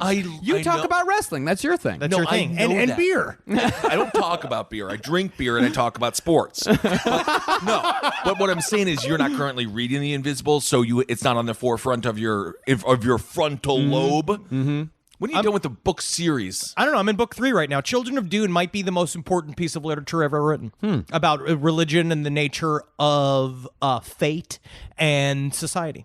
That's interesting. How many books are there in the series? 6. The original series. I don't read the ones by his son. Yeah. I'm reading The Expanse right now. It's fun sci-fi. Okay. There's a lot of ideas in there. You'd like it, Henry. You'd like The Expanse. Yeah, I can't wait to read it. I will. I fucking will. Kissel. Okay, then do it. But what he's saying is that it's interesting because his con plays into her. She thinks she's conning him. Yeah. She's like, I'll suck his dick, but then he'll get his precious youth serum. Yeah. And it's like, I mean, he's just making love like a boy and having a great time. Yeah. So And they're two goofballs. And I think he could feel her trying to con him because he told her, hey, you're in luck. Not only can you have this youth serum, but this week, 90% off. Cyber Monday. Cyber Monday, 90% off. Running a sale. Normally, this is $32,000. You're getting it for the low, low price of $3,200. That's it. $31.99. Boom. Okay. Did she see this serum? What was it? Was it just like an old KFC bag that he would hold up and be like, "It's in here," jingle it around? He had something he was injecting her with. Yeah. He would take her blood out, and then he said he mixed it with her blood with something, and then he'd re-inject her blood back into her body. Yeah.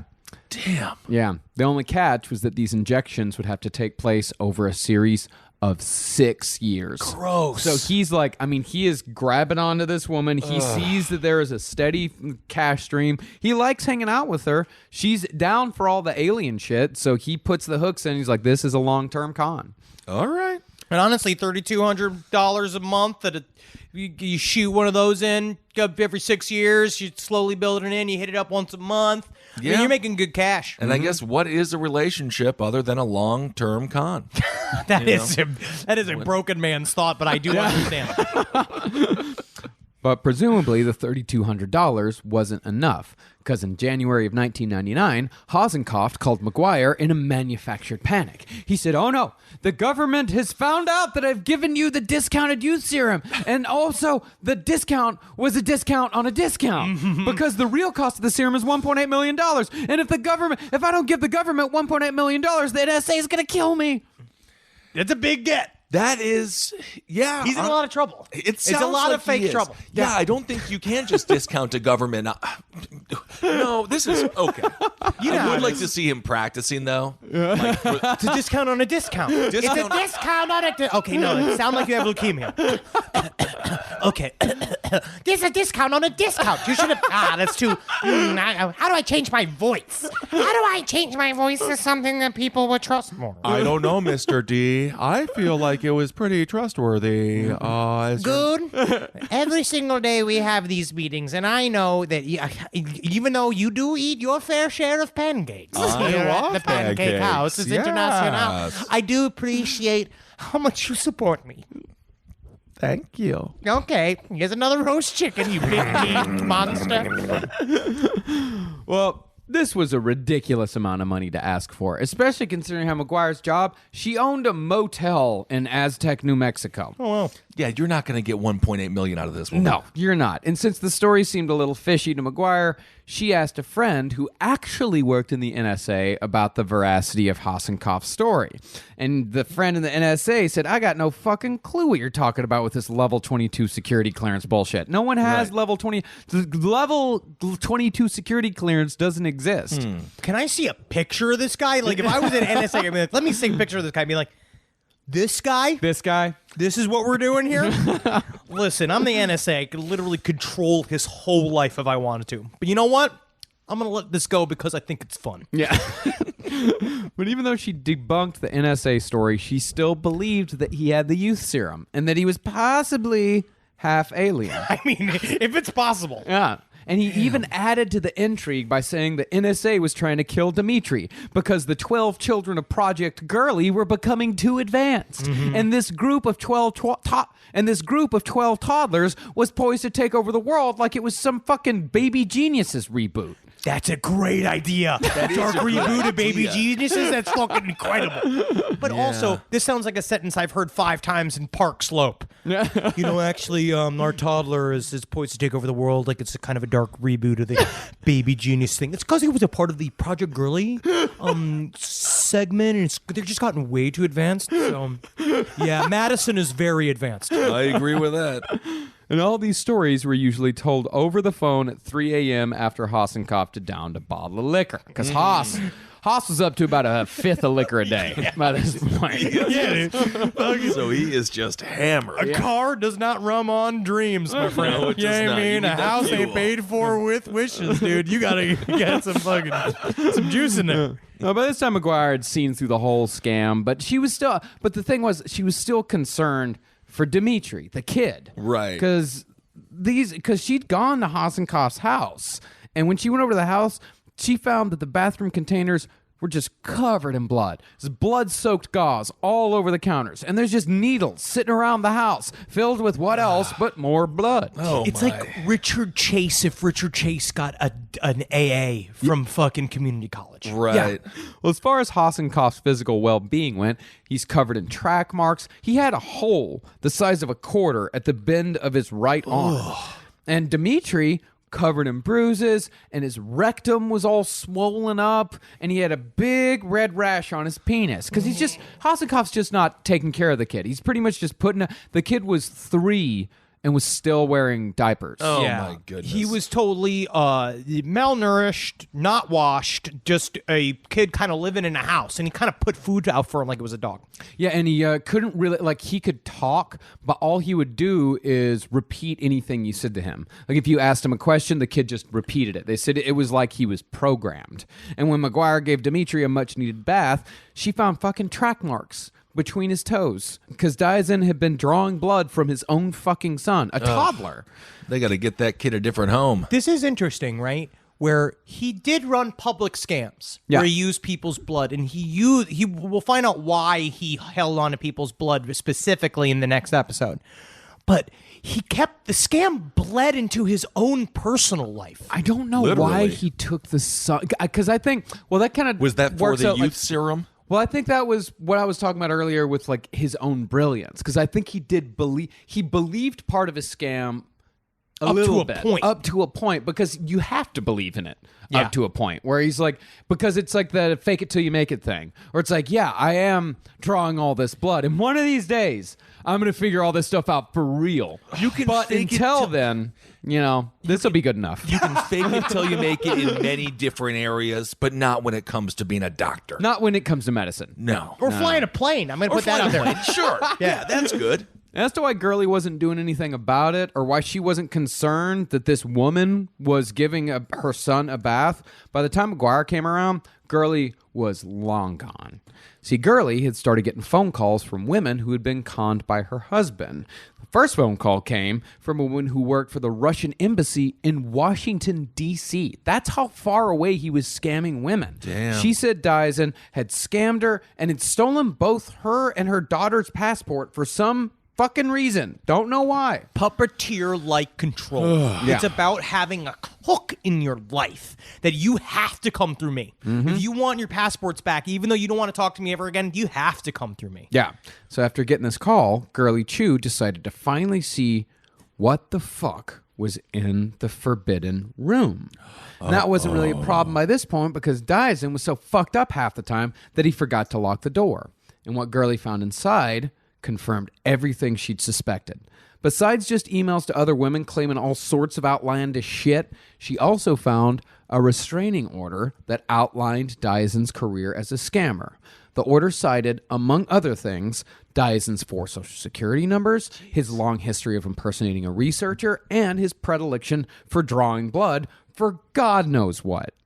And pretty soon after she discovered the truth, Diazin made his first attempt on his wife's life. He told her, hey, tomorrow morning before you go to work, why don't you head down to the Hyatt Hotel? Pick me up a menu from the restaurant. Why? Just do it. Do it! But why would I do that? Just do it. I'm sick today, and I left my cancer flute on the bus. Okay? All right. The thing is about going down to the Hyatt, that took a long drive down I-40. And Girly said that she'd do it. But the night before, Girly heard her car alarm sounding from the garage, and when she walked in to investigate, she found Diazin squatting next to the right rear tire, loosening the lug nuts on Girly's car. And the wheels are leveled. Girly! That's so amazing, just leveling the wheel.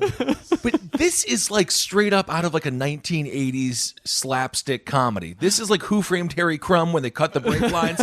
This is like the dumbest thing ever.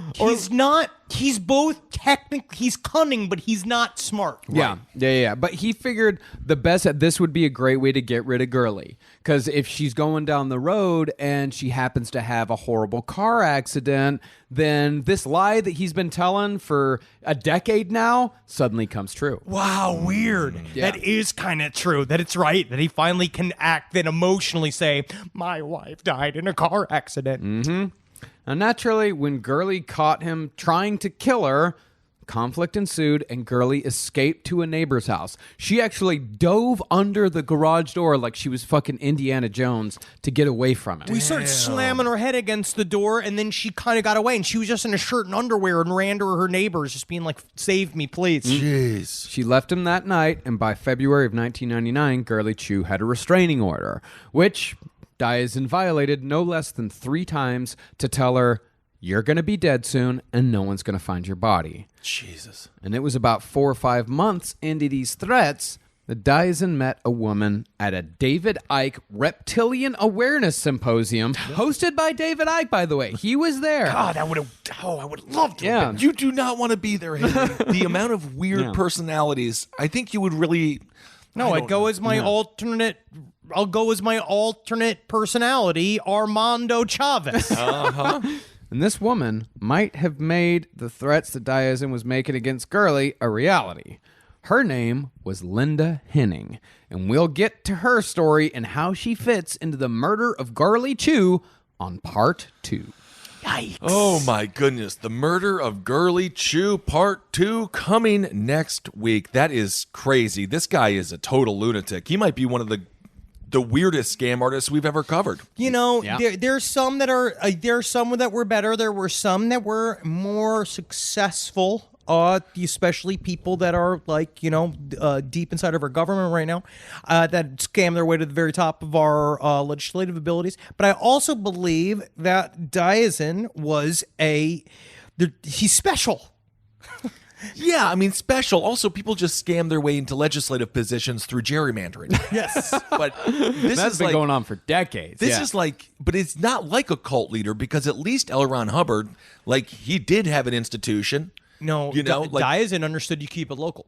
Keeping it local is what keeps big heat off of you. He went local. He went artisanal. He went artisanal with his cult and with his scams. And people around here, I know people that are in the middle of like some intense drama, right? Because you're and I'm again focus on Facebook. Like people that kind of have that thing where it's an inner world of drama that's happening. They love and there's it. people like Diazin everywhere. Facebook killed somebody out of a reptilian cult 2 years ago.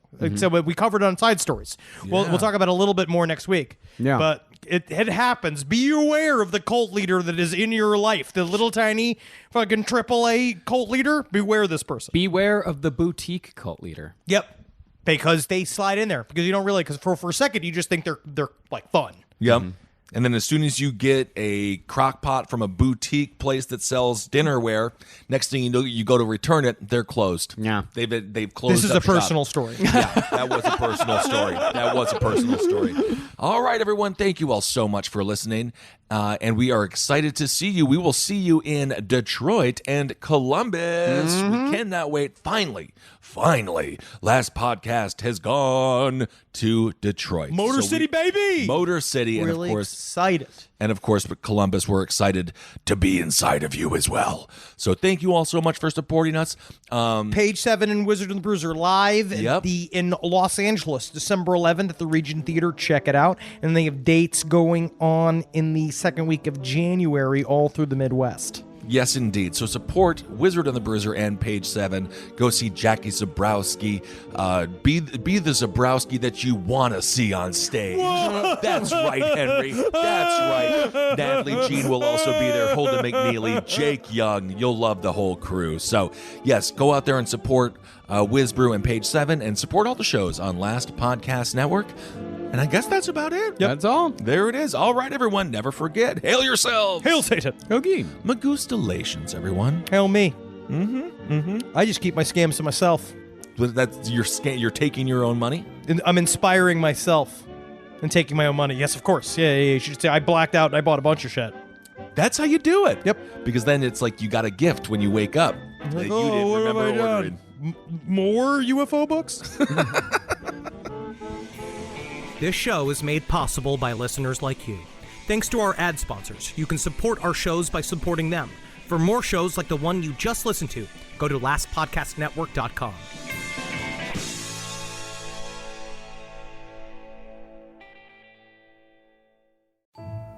Hey, weirdos. I'm Elena. And I'm Ash, and we are the hosts of Morbid Podcast. Each week, we dive into the dark and fascinating world of true crime, spooky history, and the unexplained. From infamous killers and unsolved mysteries to haunted places and strange legends, we cover it all with research, empathy, humor, and a few creative expletives. It's smart, it's spooky, and it's just the right amount of weird.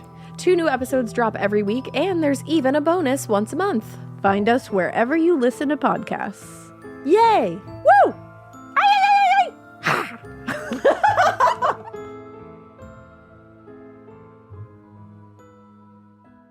Hi, I'm Angie Hicks, co-founder of Angie, and one thing I've learned is that you buy a house, but you make it a home. Because with every fix, update, and renovation, it becomes a little more your own. So you need all your jobs done well. For nearly 30 years, Angie has helped millions of homeowners hire skilled pros for the projects that matter. From plumbing to electrical, roof repair to deck upgrades. So leave it to the pros who will get your jobs done well. Angie, the one you trust to find the ones you trust. Find a pro for your project at Angie.com.